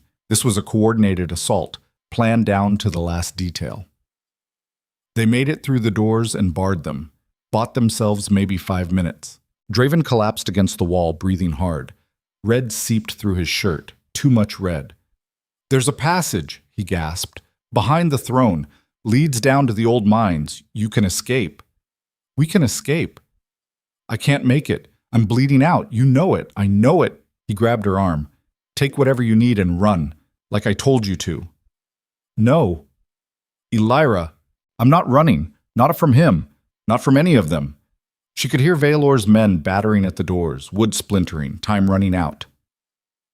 "You said we'd make them respect me. Not because I'm your wife, because I'm dangerous, so let me be dangerous." Something shifted in his eyes, a decision being made in real time. "The throne," he said. "Lift the seat." She did. Underneath was a hidden compartment. Inside, a smaller crown, simpler than the one Draven wore, but old, ancient. "The Queen's crown," Draven said, "hasn't been worn in 3 generations. It grants the holder authority equal to the king's, to rule in his stead, to command the armies, to pass judgment." Elyra stared at it, understanding what he was offering, what it meant. "If I wear this, you stop being a pawn, start being a player." He met her eyes. "But you can't go back. The moment you put it on, you're declaring yourself a power in your own right. Every enemy I have becomes yours. Every threat, every assassination attempt." The doors shuddered. The bar was cracking. "They already want me dead," Elyra said. "Might as well make them work for it." She lifted the crown and placed it on her head. The weight of it settled like destiny. The doors burst open. Vaelor's men poured through, and behind them, the man himself, his face twisted in victory, until he saw her, wearing the crown, standing beside the king not as a victim but as a ruler. "Well," he said, recovering quickly, "this is unexpected, but ultimately meaningless. You're still just an Omega playing at power." "And you're still just a traitor dressed in stolen authority," Elyra replied. Her voice was steady, cold. Nothing like the terrified girl who'd arrived at Blackspire 2 weeks ago. "Where is she, Vaelor? Where's Cerys?" His smile widened. "Safe. With my grandson, the true heir to this throne." "Your grandson?" Draven's voice was death itself. "You staged it all. The attack on her. The body in the forest, the grief, all of it. All of it. And you fell for every moment." Vaelor spread his hands. "Did you really think I'd let you build a new kingdom? Let you soften and change and become something other than the weapon I forged? You were always meant to be the monster, Draven, and I was always meant to control you." "Where is she?" Elyra demanded again. "Somewhere you'll never find her. Somewhere she's raising the child who will replace you both. The true Kaelor heir." Vaelor's eyes glittered. "It's over. Surrender now and I'll make your deaths quick. Painless even, for old time's sake." Draven laughed. It was a horrible sound, broken and bitter and absolutely devoid of mercy. "You know what the difference is between you and me, Vaelor? I became a monster to survive. You became one because you enjoyed it." He raised his sword one last time, and monsters like you die screaming. Then he charged. What happened next would be written about in histories for generations. A dying king and an Omega queen against trained killers and a traitor who'd spent 20 years planning his betrayal. It should have been a slaughter. Instead, it became a legend. Draven fought like a force of nature, every swing precise, every kill deliberate. He was bleeding out and burning up, and still he cut through Vaelor's men like they were wheat before the scythe. Because this was what he'd been made for. This was what he was. The Winter Butcher unleashed one final time, and beside him Elyra fought with the desperate fury of someone who'd been pushed too far. She wasn't skilled, wasn't trained, but she was fast and mean and absolutely unwilling to die for men who thought she was weak. They fought until the throne room ran red, until Vaelor's men broke and ran, until only the traitor himself remained, backing toward the shattered doors with wide, disbelieving eyes. "This isn't over," he said. "The boy lives. The heir lives. Even if you kill me, you'll never be safe, never be legitimate, always wondering when he'll come to claim what's his." Draven's sword took him through the heart before he could say another word. The old lord fell, and with him, 20 years of manipulation and conspiracy and poison disguised as loyalty. Then Draven collapsed. Elyra caught him as he went down, her arms barely strong enough to hold him. His blood soaked through her dress. Too much blood. She screamed for healers, for guards, for anyone. They came running, lifted him carefully, rushed him back to his chambers while Cerys shouted orders and prepared her tools. And through it all, Draven's hand stayed locked on Elyra's wrist, holding on, refusing to let go even as consciousness slipped away. "The boy," he whispered. "Find the boy. End this. Promise me." "I promise. But you have to stay alive. You have to help me." "Can't. Too weak. You're the queen now. You finish it." His eyes closed. His grip loosened. And Elyra sat there, wearing a crown she'd never wanted, covered in the blood of men she'd killed, holding the hand of a dying king, and realizing with terrible clarity that everything had changed. She wasn't a pawn anymore, wasn't a victim waiting to be sacrificed. She was a queen, a ruler, a player in the game, and she had a traitor's grandson to find before he could grow old enough to finish what Kaelor had started. The healers worked through the night again. This time, Elyra didn't just sit and wait. She sent riders, dispatched scouts, pulled in every favor and called in every debt the crown had accumulated. Somewhere out there was a woman who'd faked her death and a child who'd been born to tear the kingdom apart. And Elyra was going to find them both, because mercy hadn't saved them. Showing weakness hadn't changed anything. The only thing these wolves respected was strength, violence, the willingness to do whatever it took to survive. So she'd become what they feared, what they needed. She'd become exactly what Draven had been before she'd arrived, a monster wearing a crown. And this time, she wouldn't apologize for it. If you or someone you know is having a difficult time, free support is available. Find resources. Draven survived the night, but barely. Elyra stood at the window of his chambers, watching the sun rise over a kingdom that felt like it was bleeding out along with its king. Her hands were still stained with blood. She hadn't slept, hadn't eaten, just stood vigil while the healers worked, and Draven's breathing grew shallower with each passing hour. Behind her, Karis was speaking in low tones to her assistants. The words floated through the exhaustion fog in Elyra's brain. Internal bleeding, organ damage, miracle he's still breathing at all. She turned away from the window and looked at the man on the bed. He was so still, he could have been carved from stone. Only the faint rise and fall of his chest proved otherwise. This was what power cost. This was what ruling through fear and violence eventually bought you. A throne built on corpses and a body that couldn't survive one more battle. Marta appeared in the doorway, her face drawn with exhaustion. She'd been helping coordinate the cleanup. Kaelor's assault had left 23 dead, 16 of them castle guards, 7 of them infiltrators who'd chosen to fight to the death rather than surrender. "The lords are demanding an audience," Marta said quietly. "They want to know what happens next. Who rules if the king can't?" Elyra reached up and touched the crown still resting on her head. She'd forgotten it was there. The weight had become part of her. "Tell them the queen will address them at noon." "Are you certain they're not going to make this easy?" "Nothing about this has been easy." Elyra moved to the bed and looked down at Draven one more time.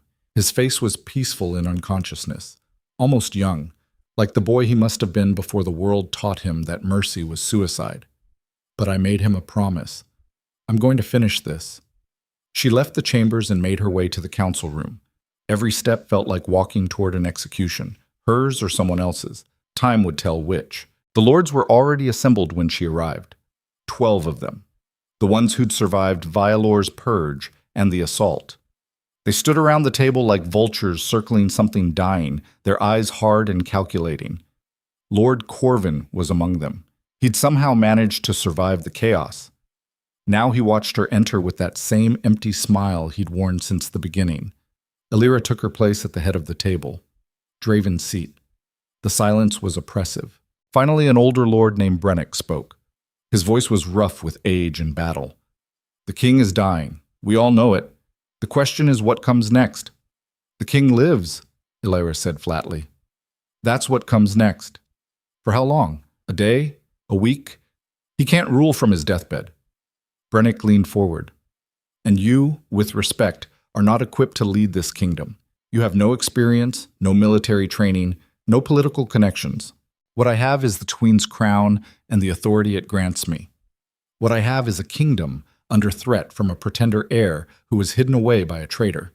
What I have is a choice to make about whether we survive this or tear ourselves apart fighting over a throne that might not exist in a month." Corvin laughed softly. "Eloquent, but words don't hold kingdoms together. Power does, and you have none. I killed 6 men yesterday, with my own hands. How much more power do I need to prove before you take me seriously?" The room went quiet. Several lords shifted uncomfortably. Killing in battle was one thing. A queen bragging about it was something else entirely. "Those men were traitors," another lord said. His name was Declan, younger than most, ambitious. "What we need to discuss is the boy. Vaelor's grandson. If he truly is the king's blood, he has a claim. He has nothing. He's a tool. A weapon Vaelor spent years building to use against us. Elyra's voice was ice. And I'm going to find him before he's old enough to hold a sword. Find him and do what? Brennick asked. Kill a child? That's your solution? My solution is to eliminate the threat before it grows teeth. The same way Draven would have done before I convinced him that mercy was something other than weakness. She could see the calculation happening behind their eyes. This was not the frightened Omega who'd stood in the Great Hall 2 weeks ago. This was something else. Something harder. Something dangerous. Where would you even start? Corvin asked. Vaelor was many things, but he wasn't stupid. The woman and child could be anywhere, hidden in some remote village or across the border in neutral territory.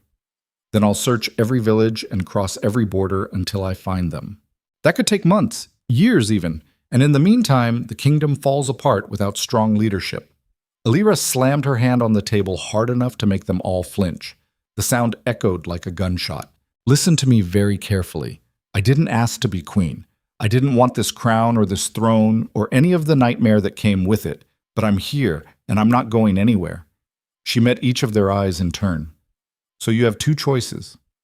You can work with me, help me find this boy and end the threat, or you can keep playing your games and scheming your schemes and I'll deal with you the same way I dealt with Vaelor. The threat hung in the air like smoke. No one spoke. Finally, Brennick nodded slowly. What do you need from us? Information, resources, loyalty. She paused. And time. Keep the kingdom stable while I hunt. Can you do that? We can try. Trying isn't good enough. Do it, or I'll find lords who will. She left them sitting there in shocked silence and returned to Draven's chambers. Her hands were shaking, the adrenaline was wearing off, and exhaustion was crashing over her like a wave. Karis looked up when she entered. Her expression said everything. How long? Elyra asked. A day, maybe 2 if we're lucky.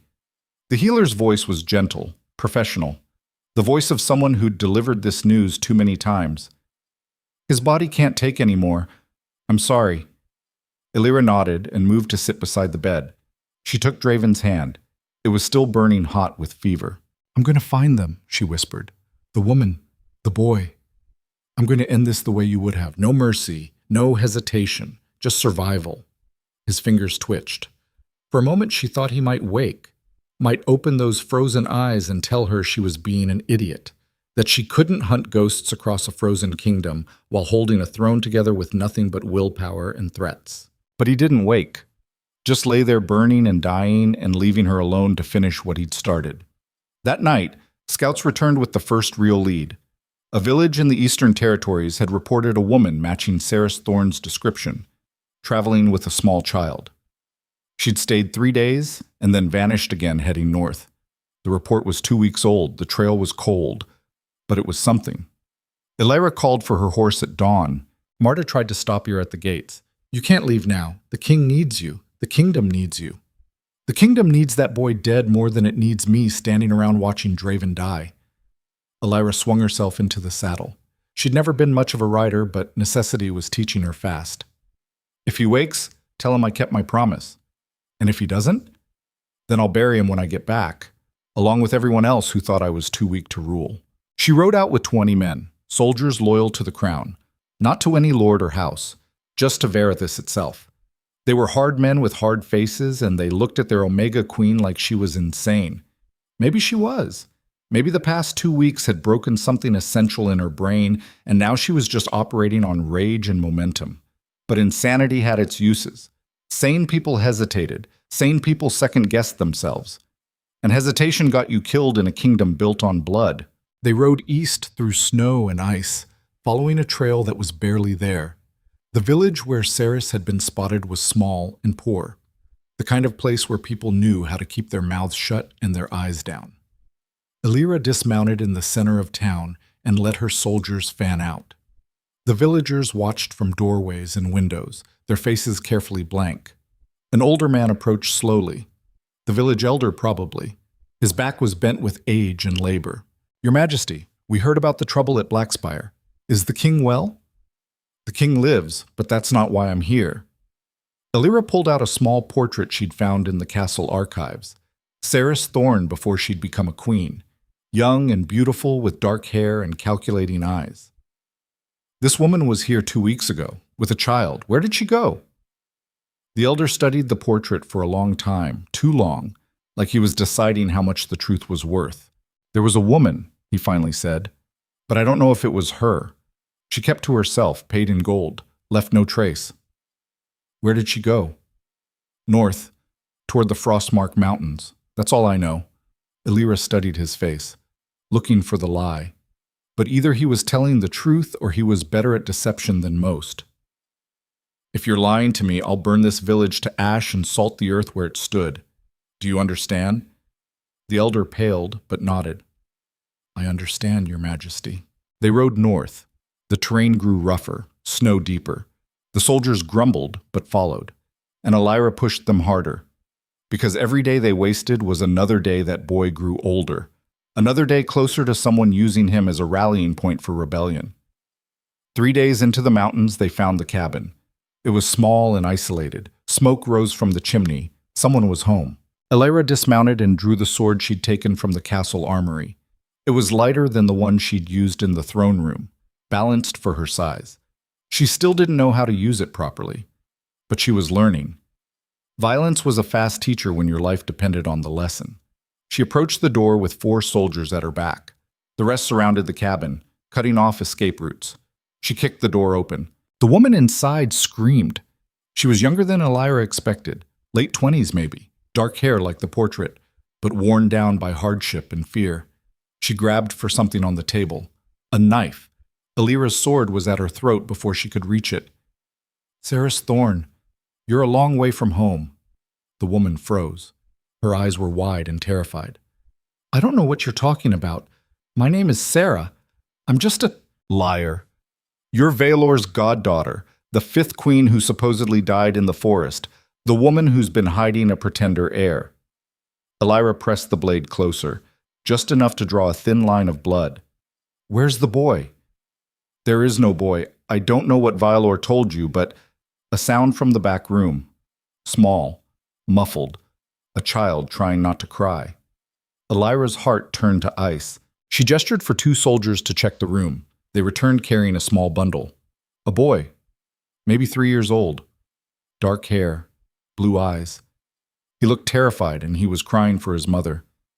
Please, Cerys whispered. Please don't hurt him. He's innocent. He didn't choose any of this. Neither did I. Elyra lowered her sword and looked at the child. Really looked at him. He had Draven's eyes. The same frozen blue that could cut through stone. The resemblance was unmistakable. This was his son, his blood, his heir, and he was a threat that would never go away as long as he lived. The soldier holding the boy looked at her expectantly, waiting for orders. The others watched from the doorway. This was the moment. The choice that would define what kind of queen she became. She could kill him. End the threat right now. One quick cut and the boy would never grow up to challenge the throne, never become a weapon in someone else's hand. It was the smart play, the ruthless play, the play Draven would have made without hesitation before she'd arrived and taught him that mercy was possible. But looking at that child's face, seeing the terror and confusion there, Elyra understood something she hadn't before. Mercy wasn't weakness, but it wasn't strength either. It was just a choice, a decision to be something other than the monster everyone expected. And choices had consequences. Sometimes they saved you. Sometimes they destroyed you. But they were yours to make. She sheathed her sword. Take them both. We're bringing them back to Blackspire. The soldiers looked confused. One of them spoke up. Your Majesty, if we let the boy live, I know what happens if we let him live. I also know what happens if we kill a child in front of his mother because we're afraid of what he might become. She met the soldier's eyes. We're better than that. We have to be. Or what's the point of any of this? They bound Cerys's hands and loaded them both onto horses. The woman was crying silently. The boy had stopped making noise, but his eyes were huge and terrified. Elyra mounted her horse and started the long ride back. And with every mile, she wondered if she'd just made the worst mistake of her life. They reached Blackspire 6 days later. The castle was in chaos. Elyra could see it from a distance. Too many soldiers on the walls, too much activity in the courtyard. Something had happened while she was gone. She rode through the gates at a gallop and dismounted before her horse had fully stopped. Marta was waiting for her face streaked with tears. "He's awake," she said. "But barely. He's been asking for you." Elyra ran. Through the halls, up the stairs, into his chambers where Draven lay propped up on pillows looking like death incarnate. But his eyes were open, clear, focused on her the moment she entered. "You came back," he said. His voice was barely above a whisper. "I told you I would." She crossed to the bed and took his hand. "I found them. Cerys and the boy. They're here." Something flickered in his expression. "You brought them here? Why?" "Because I couldn't kill a child, even for the throne, even for us." She met his eyes. "I'm sorry. I know what you wanted me to do, what you would have done, but I couldn't."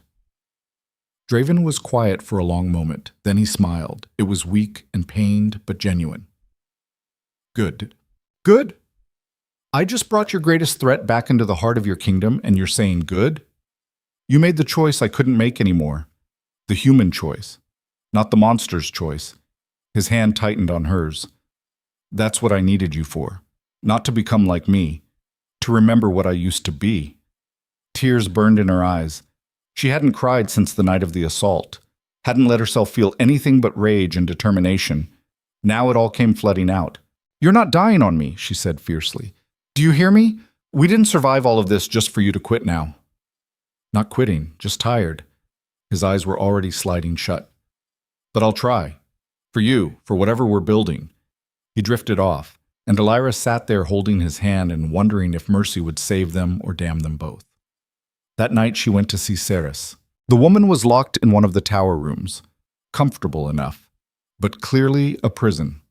The boy was with her, sleeping on a small cot near the window. Cerys stood when Elyra entered. Her face was pale but defiant. "Are you here to kill us now? Wait until we're asleep and make it clean?" "I'm here to hear the truth. All of it. No more lies." Cerys looked at her son, then back at Elyra. "What do you want to know? Was it real? Any of it? Did you love him, or were you just playing a part for Kaelor?" "It was real." Cerys' voice broke. "I didn't expect it to be.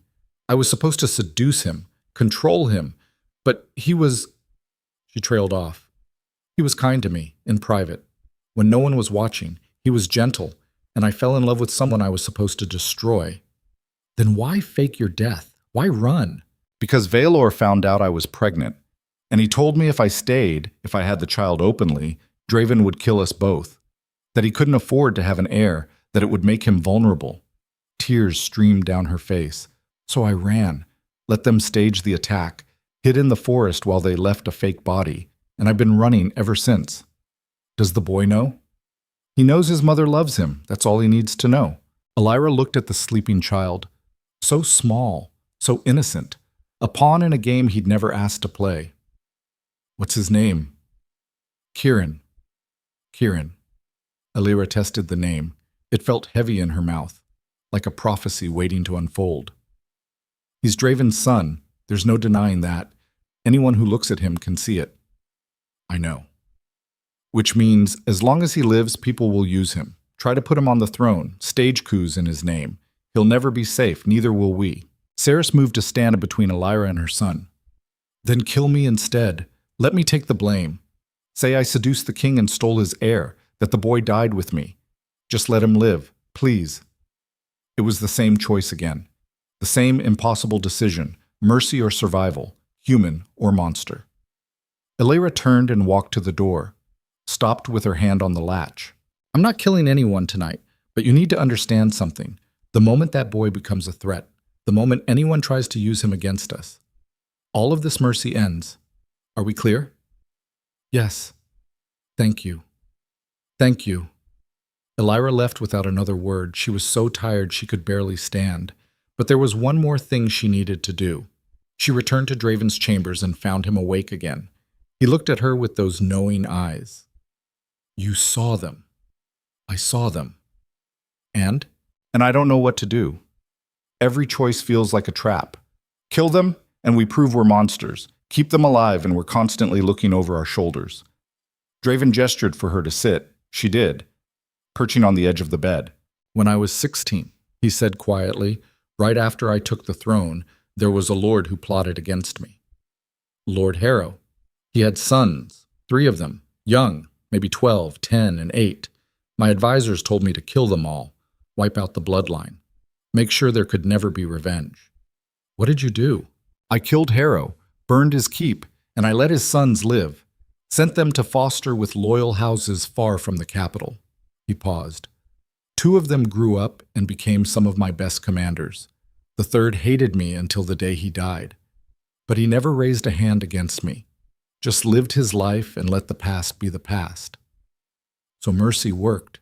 Sometimes it didn't. I've made the other choice too. Killed children because the threat was too great. And I see their faces every time I close my eyes. He met her gaze. There's no right answer, Elyra. Just the choice you can live with, and the consequences that come after. She nodded slowly, understanding settling into her bones. I'm keeping them alive for now, but confined, watched. If anyone tries to use the boy, I'll deal with it then. That's the human choice. Is it the right one? I don't know, but it's yours. That's what matters. They sat in silence while the fire burned down and the night deepened, and Elyra felt the weight of the crown pressing harder with each passing second. Being a ruler wasn't about making the right choices. It was about making choices and living with whatever came after. Even if what came after was blood and betrayal and the constant knowledge that mercy might destroy you. But maybe that was the only way to stay human in a world that demanded monsters. The next morning brought worse news. Scouts reported massive troop movement on the northern border. Not rebels this time. Something bigger. The northern clans had unified under a single banner, Lord Harkon's banner. The same lord who'd come to Blackspire and been turned away. They were marching south with an army, 10,000 strong, maybe more. Elyra stood in the war room staring at the map while commanders shouted over each other trying to form a strategy. The numbers didn't lie. Verithus had maybe 6,000 soldiers who could be mobilized in time, and their king was dying in his bed. Lord Brennick slammed his fist on the table. We need to sue for peace, negotiate, give them something they want before they burn the kingdom to ash. What could we possibly give them? Another commander demanded. They want the throne, want to replace Draven with someone they can control. Then give them someone they can control. The Omega Queen stands down. We name a regent from the northern houses. Harkon gets influence. Everyone wins. Elyra's hand moved to her sword before she consciously decided to reach for it. The room went quiet. Anyone else want to suggest I surrender? Her voice was ice. Because I'm happy to demonstrate what happens to people who think I'm the weak link. Brennick raised his hands. Your Majesty, I meant no disrespect, but we have to be realistic. We can't win this fight. Then we'll lose it on our feet instead of our knees. That's madness. That's survival. The moment we show weakness, the moment we negotiate from fear, we're dead. Harkon won't stop at influence. He'll take everything, including my head and Draven's. She turned to the map and studied the terrain. The northern army would have to come through the Iron Gate Pass, a narrow valley surrounded by cliffs. Defensible if you had the numbers and the will to hold it. How many men can we get to the pass? 3,000, maybe 4 if we strip the other borders. Do it. Every soldier we can spare, and send word to the eastern and southern territories. Call in every oath and every favor. This is existential. If we fall, the whole kingdom falls with us. The commanders looked at each other. Then slowly, one by one, they nodded and moved to follow orders. Elyra left the war room and went to find Draven. He was awake again, barely, but conscious enough to understand when she explained what was happening. You're going to fight, he said. It wasn't a question. I'm going to hold the pass. Buy time for reinforcements to arrive. You're not a soldier, Elyra. You've held a sword for 2 weeks. You'll die out there. Probably, but I'll die as a queen defending her kingdom, not as a victim hiding in a castle. She took his hand. I need you to hold on, just a little longer. Let me know you're still here, still fighting. I'm always fighting, even when I look dead. He tried to smile, but it came out wrong. Win this. Come back. Finish what we started. I will. I promise. She left him there, walked out of the castle and into the courtyard where her army was assembling. 4,000 men in various states of readiness. Some of them were veterans, hard-faced killers who'd followed Draven through a dozen battles. Others were barely old enough to hold a spear. They looked at her with expressions ranging from respect to doubt to outright hostility. An Omega Queen leading them into battle. It was absurd, unprecedented, probably suicidal. She climbed onto a stone platform so they could all see her. The Queen's crown caught the morning light. "I'm not going to lie to you," she called out. Her voice carried across the courtyard. "The army coming for us is bigger, better trained, better equipped. We're outnumbered more than 2 to 1. Most of us won't survive the week." She let that sink in, saw the fear spreading through the ranks like infection. But here's what they don't know. They're fighting for power, for influence, for the chance to put someone weaker on the throne. You're fighting for survival, for your homes, for a kingdom that's trying to become something better than it was. She paused. Desperate men are dangerous, and we're all desperate. So we're going to make them regret marching south. Make them pay for every inch of ground. And maybe, if we're lucky and mean enough, we'll make them turn around and go home. Silence. Then one soldier started banging his spear against his shield. Then another. Then another. Until the whole courtyard rang with the sound of 4,000 men declaring they'd rather die fighting than live on their knees. Elyra felt something shift inside her chest. This was what Draven had felt all those years. This terrible responsibility. This weight of knowing people would die because of your choices and having to make them anyway. She climbed down and mounted her horse. The army fell in behind her, and together they rode north toward the Iron Gate Pass and a battle that would decide whether Varithis survived or burned. They reached the pass 2 days before the Northern Army, used the time to dig in, build fortifications, set traps, anything that might slow down the enemy or even the odds. Elyra walked the lines at night, checking on soldiers, making sure they had food and weapons, and some slim hope of surviving what was coming. She didn't sleep, could barely eat, just kept moving because stopping meant thinking and thinking meant understanding how badly outnumbered they were. On the 3rd day, scouts reported the Northern Army was a day's march away. On the 4th day, they came. The sound reached them first, 10,000 men marching in step. The ground shook with it. Then the banners appeared, black and silver, Harkon's colors.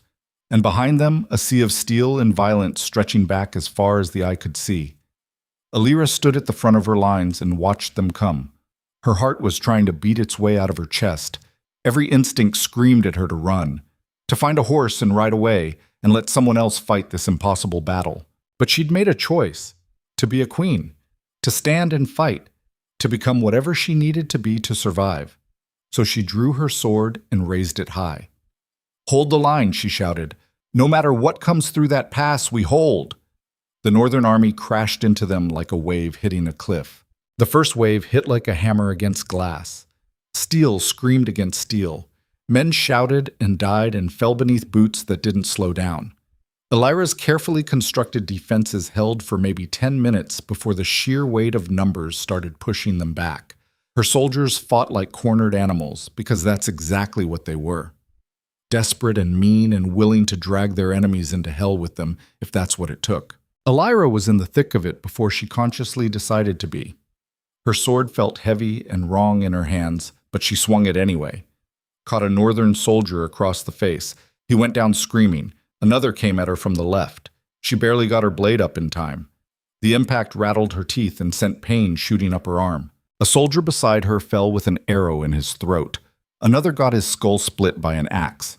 The line was breaking. She could feel it happening. The slow, inevitable collapse of everything she'd tried to hold together.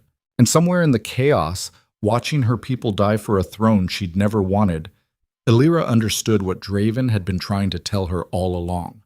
Power wasn't about being strong enough to win. It was about being strong enough to keep fighting when winning was impossible, when survival itself became the only victory worth claiming. She planted her feet and screamed at her soldiers to hold. Her voice was raw and breaking, but it carried. Some of them rallied, reformed the line, pushed back against the tide trying to drown them. The battle raged for hours. The sun climbed and fell, and the ground turned to mud mixed with blood and worse things. Elyra lost track of how many men she'd killed, lost track of everything except the next swing of her sword and the next breath burning in her lungs. Then horns sounded from the south. She risked a glance back and saw banners, dozens of them. The eastern territories had answered her call. 3,000 fresh soldiers pouring into the pass like salvation wrapped in steel. The northern army saw them too, saw their advantage evaporating, and slowly, grudgingly, they started to pull back. Not a rout, a strategic retreat. But it was enough. Elyra's legs gave out. She collapsed to her knees in the mud, her sword falling from nerveless fingers. Around her, soldiers were cheering or crying or just sitting in shocked silence. They'd held, against impossible odds, against everything the North had thrown at them. They'd survived. A commander approached. His name was Garrett, one of Draven's veterans. His face was splattered with blood, but his eyes were clear. "Your Majesty, Lord Harkon is requesting a parley." Elyra looked up at him. Her brain felt like it was moving through thick syrup. "A what?" "He wants to talk, under flag of truce." She forced herself to stand. Every muscle screamed in protest. "Then let's talk." They met in the center of the pass. Neutral ground. Harkon stood with 10 of his commanders, all of them looking worse for wear. Elyra approached with Garrett and 9 others. Neither side was stupid enough to come unarmed, but weapons stayed sheathed. Harkon looked older than she remembered. Harder. Like the battle had aged him a decade in a day. "You fight well for an Omega who's never held a sword," he said without preamble. "You retreat well for a lord who supposedly came to claim a throne." His mouth twitched. Might have been a smile under different circumstances. "I didn't come to claim anything. I came to test you, see if you were worth the crown you're wearing." "Test me? You brought 10,000 men and killed hundreds of mine as a test? That crown grants you authority equal to the king's. But authority means nothing without the will to use it. Without the spine to stand and fight when running would be easier." He gestured at the battlefield behind them. "You stood. You fought. You held ground you had no right holding. That's not weakness. That's strength." Elyra's hand tightened on her sword hilt. "So what happens now? You march home and I pretend this didn't happen? That you didn't just slaughter my people to make a point?" "No. Now we negotiate. As equals, because you've earned that right." Harkon's expression hardened. "The northern territories will acknowledge your rule, but we want representation on the council. Real representation, not just lords you can ignore when they become inconvenient. And if I refuse, then we do this again next spring, and the spring after that, until one of us runs out of soldiers or you learn that ruling means compromise." She wanted to tell him to go to hell, wanted to draw her sword and cut him down for every man who'd died today. But standing there in the mud and blood and exhaustion, Elyra understood something that had eluded her before. Being a ruler wasn't about never backing down. It was about knowing when backing down was the only way forward, when pride became a liability and compromise became survival. "2 seats on the council," she said, "lords of your choosing, but they answer to the crown, not to you, and if they betray us, I'll have their heads. 3 seats, and we have a deal. 2, and you rebuild the villages your army burned on the way south." Harkon studied her for a long moment. Then he extended his hand. "Done." She took it. His grip was iron, a promise and a threat wrapped together. But it was an accord, peace bought with blood and pragmatism. She rode back to Blackspire 3 days later at the head of an army that had been hammered down and rebuilt into something harder. The eastern reinforcements stayed to help hold the pass.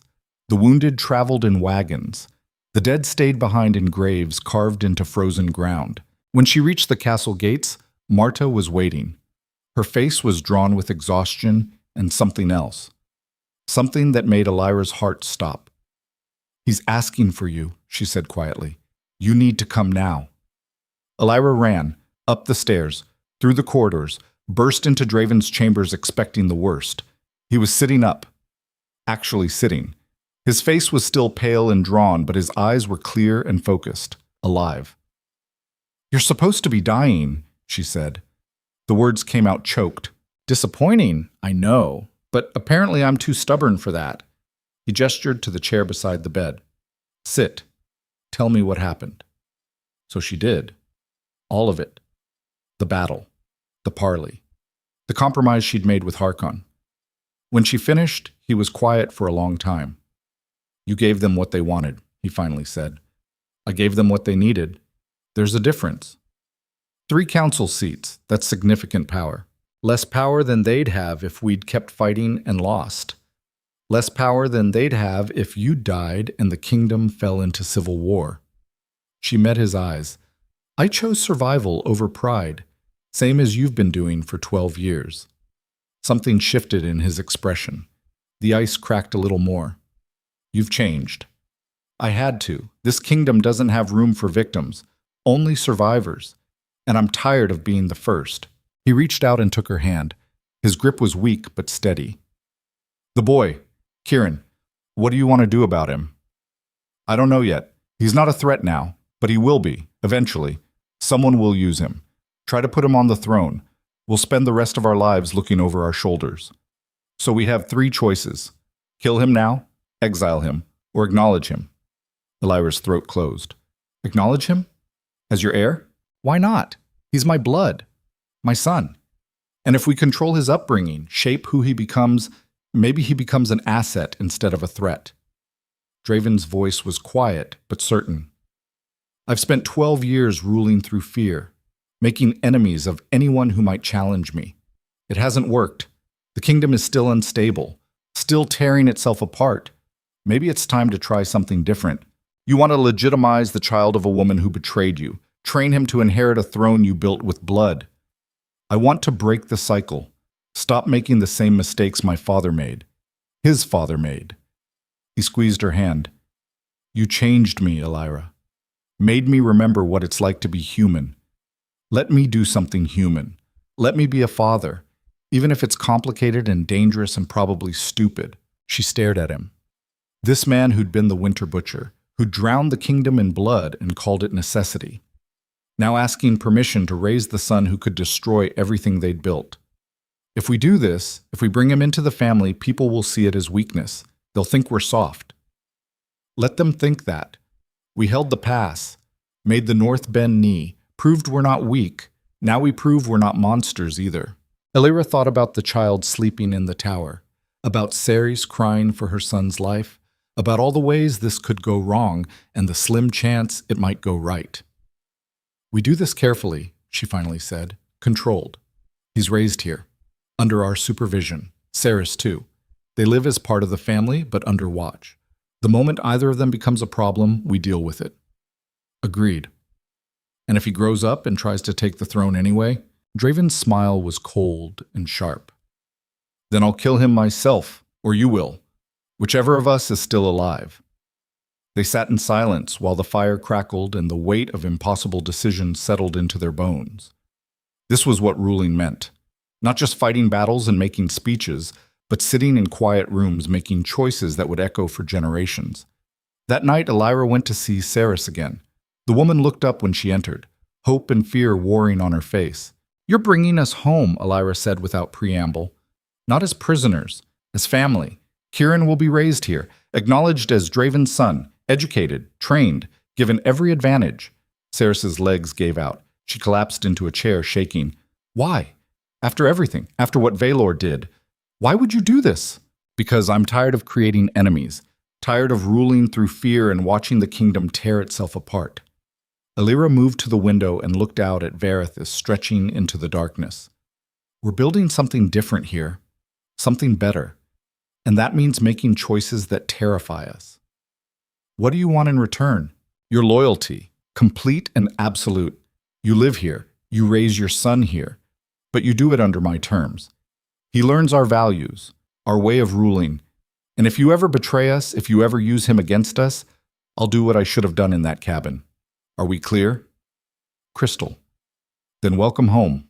The weeks that followed were strange and precarious. Ceres moved into quarters near the royal wing. Kieran was given tutors and clothes and space to be a child instead of a political weapon. The court whispered, the nobles calculated, but no one moved against them openly. Draven recovered slowly, too slowly. The wound had done permanent damage. He'd never be as strong as he was. never be able to fight the way he had. But he was alive, and he was present, walking the halls, meeting with advisors, slowly reclaiming his throne. Elyra found herself in a strange position. She was still queen, still wore the crown. But now Draven was awake and functional, and the kingdom had to adjust to having two rulers instead of one. They figured it out through trial and error. She handled domestic policy. He handled military and foreign relations. They met every evening to discuss the day and make decisions together. It was messy and complicated and nothing like the stories about kings and queens ruling in perfect harmony. But it worked. 3 months after the battle at Iron Gate Pass, Elyra stood in the Great Hall watching Kieran play with wooden toys near the fire. He was laughing, a bright, innocent sound that shouldn't exist in a place like Blackspire. But it did, because they'd chosen to let it. Draven appeared beside her. He moved with a cane now, slower, more careful, but present. "He has your eyes," she said quietly, "and his mother's temperament. Thank the gods." He watched the boy for a moment. "Do you regret it? Taking this risk?" "Every day. But I also regret most of my decisions. Comes with the crown." He smiled. It was easier now, more genuine, like the ice had finally started to thaw. "I was thinking we should make this official, the succession, announce him as heir, give the kingdom stability. He's 3 years old. I was 16 when I took the throne. At least this way he'll have time to prepare, to learn, to become something other than what I was." Elyra turned to look at him. Really look at him. This man who'd been a monster and was slowly, painfully becoming something else, someone else. "We do this, and there's no going back. We're committed to him, to this path, to building something different." "I know. And if it all falls apart? If he betrays us or the kingdom burns? Or we end up regretting every choice we made? Then we face it together, same as we've faced everything else." He took her hand. "I don't know if this will work, if mercy and compromise and trying to be better are enough to save a kingdom built on blood. But I know I'd rather die trying than spend the rest of my life being the monster everyone expects." She squeezed his hand and turned back to watch the child play. This was the price of change, the cost of choosing humanity over survival instinct. You opened yourself up to betrayal and loss and the constant fear that your mercy would be the thing that destroyed you. But maybe that was the only way to build something worth having, to risk everything on the chance that people could be better, that kingdoms could change, that monsters could learn to be men again. The formal announcement happened a month later. They gathered the court, every lord and lady in Varathis, made them watch as Draven placed his hand on Kieran's head and declared him heir to the throne. The child didn't understand what was happening, just stood there looking confused while history was rewritten around him. Some lords protested, called it madness, argued that acknowledging a bastard heir would destabilize succession law for generations. But most stayed silent, because they'd learned what happened to people who challenged the Winter Butcher and his Omega Queen. After the ceremony, Elyra found Ceri standing in a corridor watching through a doorway as nobles congratulated her son.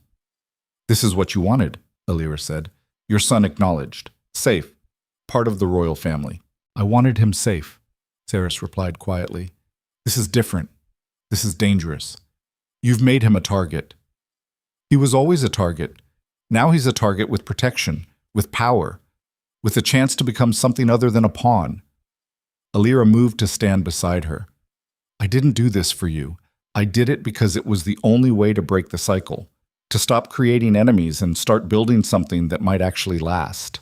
And if it doesn't last, if he grows up and decides he wants the throne now instead of waiting, then I'll deal with it, same as I've dealt with everything else." Elyra's voice was cold. "But understand something, Cerys. I gave you this chance, this mercy. Don't make me regret it." She walked away before the woman could respond. There were 100 other things demanding her attention. Always were. But she allowed herself a moment to stand in the empty corridor and breathe. She'd survived. They'd survived. The kingdom was still standing, still broken in places, still dangerous, but standing. And maybe that was enough. Maybe survival was the only victory that mattered. Everything else was just details. That night she found Draven in their chambers, not the royal chambers anymore.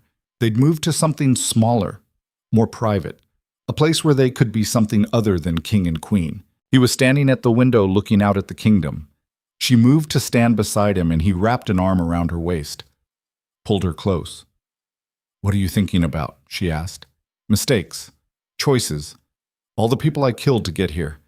His voice was rough, wondering if any of it was worth it. Was it? I don't know. I built an empire on blood, ruled through fear, made enemies of anyone who might threaten me. And in the end, it took an Omega with no training and no power to show me there was another way. He looked down at her. So maybe it was worth it, all of it, just to get to this moment. This moment where we're both exhausted and terrified and constantly watching for the next threat? Yeah, this moment. She leaned into him and felt his heartbeat through the fabric of his shirt. Steady, strong, alive. They'd both been broken by this kingdom, changed by it, turned into something harder than they'd been before. But they'd survived, together, and that had to count for something. The seasons changed. Winter gave way to spring. The kingdom slowly healed from the wounds of rebellion and war. Elyra walked the villages that had been burned and helped rebuild them. Draven met with the northern lords and hammered out treaties and trade agreements. Kieran grew and learned and slowly became part of the strange family they'd created. It wasn't perfect. Nothing about it was perfect. There were still conspiracies, still threats, still nights when Elyra woke up convinced someone was coming to kill them all. But they faced it, dealt with it, survived it. And somewhere in the process of surviving, something shifted. The fear started to ease. The constant vigilance became habit instead of necessity. And one morning, Elyra woke up and realized she wasn't waiting to die anymore. She was living. 2 years after the battle at Iron Gate Pass, Elyra stood in the Great Hall and watched Draven teach Kieran how to hold a practice sword. The boy was 5 now, tall for his age, serious in a way children shouldn't be, but happy, safe. "Keep your elbow up," Draven was saying. "Good. Now swing. Not like that. Here, let me show you." He demonstrated the movement slowly. His body couldn't handle real combat anymore, but he could still teach, could still pass on everything he'd learned, and he did it with patience she'd never seen in him before. Kieran tried again. The swing was better. Draven praised him, and the boy's face lit up. Marta appeared at Elyra's elbow. "The southern delegation has arrived. They're waiting in the council chambers. Tell them I'll be there shortly. Also, the healers confirmed it. You're pregnant." Elyra's hand went to her stomach automatically. She'd suspected for weeks, but hearing it confirmed was different, real. "Does Draven know?" "Not yet. I thought you'd want to tell him yourself." Elyra nodded and dismissed her, then stood there watching the man she'd married train the son who'd almost destroyed them both, and felt something warm and terrifying unfold in her chest. Hope, not the desperate hope of survival, but the quiet hope of building something that might outlast them. A kingdom that could change, that could grow, that could become something other than what it had been. She walked across the hall and Draven looked up, smiled. It was easier now, almost natural. "Watch this," he said. "Kieran, show your mother what we've been working on." The boy raised the practice sword and executed a perfect defensive stance. Pride radiated off him. "That's excellent," Elyra said. "You'll be a great warrior someday." "Like father," Kieran said, then caught himself. Looked uncertain. Draven put a hand on his head. Gentle. "Yes, like father, but better. Because you'll learn from my mistakes instead of having to make them yourself." After Kieran ran off to find his mother, Draven turned to Elyra. "Something's happened. I can see it on your face." "I'm pregnant." The words hung between them. Simple. Impossible. World-changing. Draven's expression shifted through a dozen emotions in seconds. Shock, fear, joy.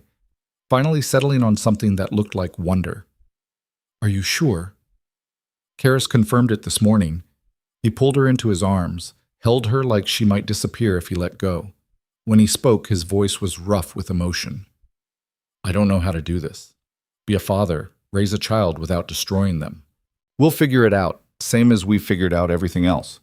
She pulled back to look at him.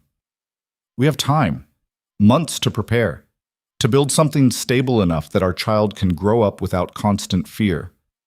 I want that, more than anything, a kingdom where children can be children, where queens don't have to kill to survive, where kings can be human. Then we build it, one day at a time, one choice at a time. He kissed her, soft and careful, and full of promises neither of them knew if they could keep. But they'd try, because trying was the only thing that separated survival from surrender. The years passed. Kieran grew into a thoughtful young man who understood strategy and compassion in equal measure. Elyra and Draven's daughter was born during a spring storm. They named her Lyanna. She had her father's eyes and her mother's stubborn will. The kingdom slowly transformed. Old cruel laws were abolished. Villages were rebuilt stronger. The nobility learned that mercy wasn't weakness and compromise wasn't surrender. It was messy and imperfect and constantly threatened by the old ways trying to reassert themselves. But it held. On a winter morning 10 years after Elyra had first arrived at Blackspire, she stood on the walls and looked out at Varithus stretching into the distance. Snow covered everything, made it clean and new. Draven appeared beside her, moving slower now, the years and his wounds catching up with him. But present. Always present. "What are you thinking?" he asked. "That we did it. Somehow. Against every odd and expectation. We survived. We changed things." She turned to look at him. Was it worth it? All the blood and fear and impossible choices? "Ask me when I'm dying, when I can see the whole picture instead of just the moment we're living in." That's a coward's answer. It's an honest one. He took her hand. "But if you want honesty, yes, it was worth it. All of it. Because I got to stand here with you, watch our daughter grow, see Kieran become something better than I ever was. That's worth any price." She leaned into him, and they stood there in the cold, watching the sun rise over a kingdom that had been hell and was slowly becoming something else, something better. Not perfect, never perfect, but better. And maybe that was the real lesson, the real triumph, not conquering the darkness, not becoming invincible, but finding the strength to keep choosing light even when darkness was easier, even when mercy felt like suicide and compromise felt like defeat. You kept choosing, kept fighting, kept believing that people could change, and kingdoms could heal, and monsters could learn to be human again. And sometimes, if you were lucky and stubborn and willing to pay the price, you got to see it happen. Years later, long after the Winter Butcher had become just another name in the history books, long after the Omega Queen had been written into legend as the woman who'd tamed a monster, someone would ask Elyra what the secret was, how she'd survived, how she'd changed an empire built on blood. And she'd smile. Tired. Scarred. Still standing. The secret was simple, she'd say. You survived by refusing to die. You changed things by refusing to accept that change was impossible. And you became dangerous by understanding that real power wasn't about controlling others. It was about controlling yourself, your fear, your rage, your instinct to become the monster everyone expected. You chose to be human instead, every single day, even when it hurt, even when it cost everything, especially then, because that was the only way to build something worth leaving behind, something that lasted beyond blood and fear and winter.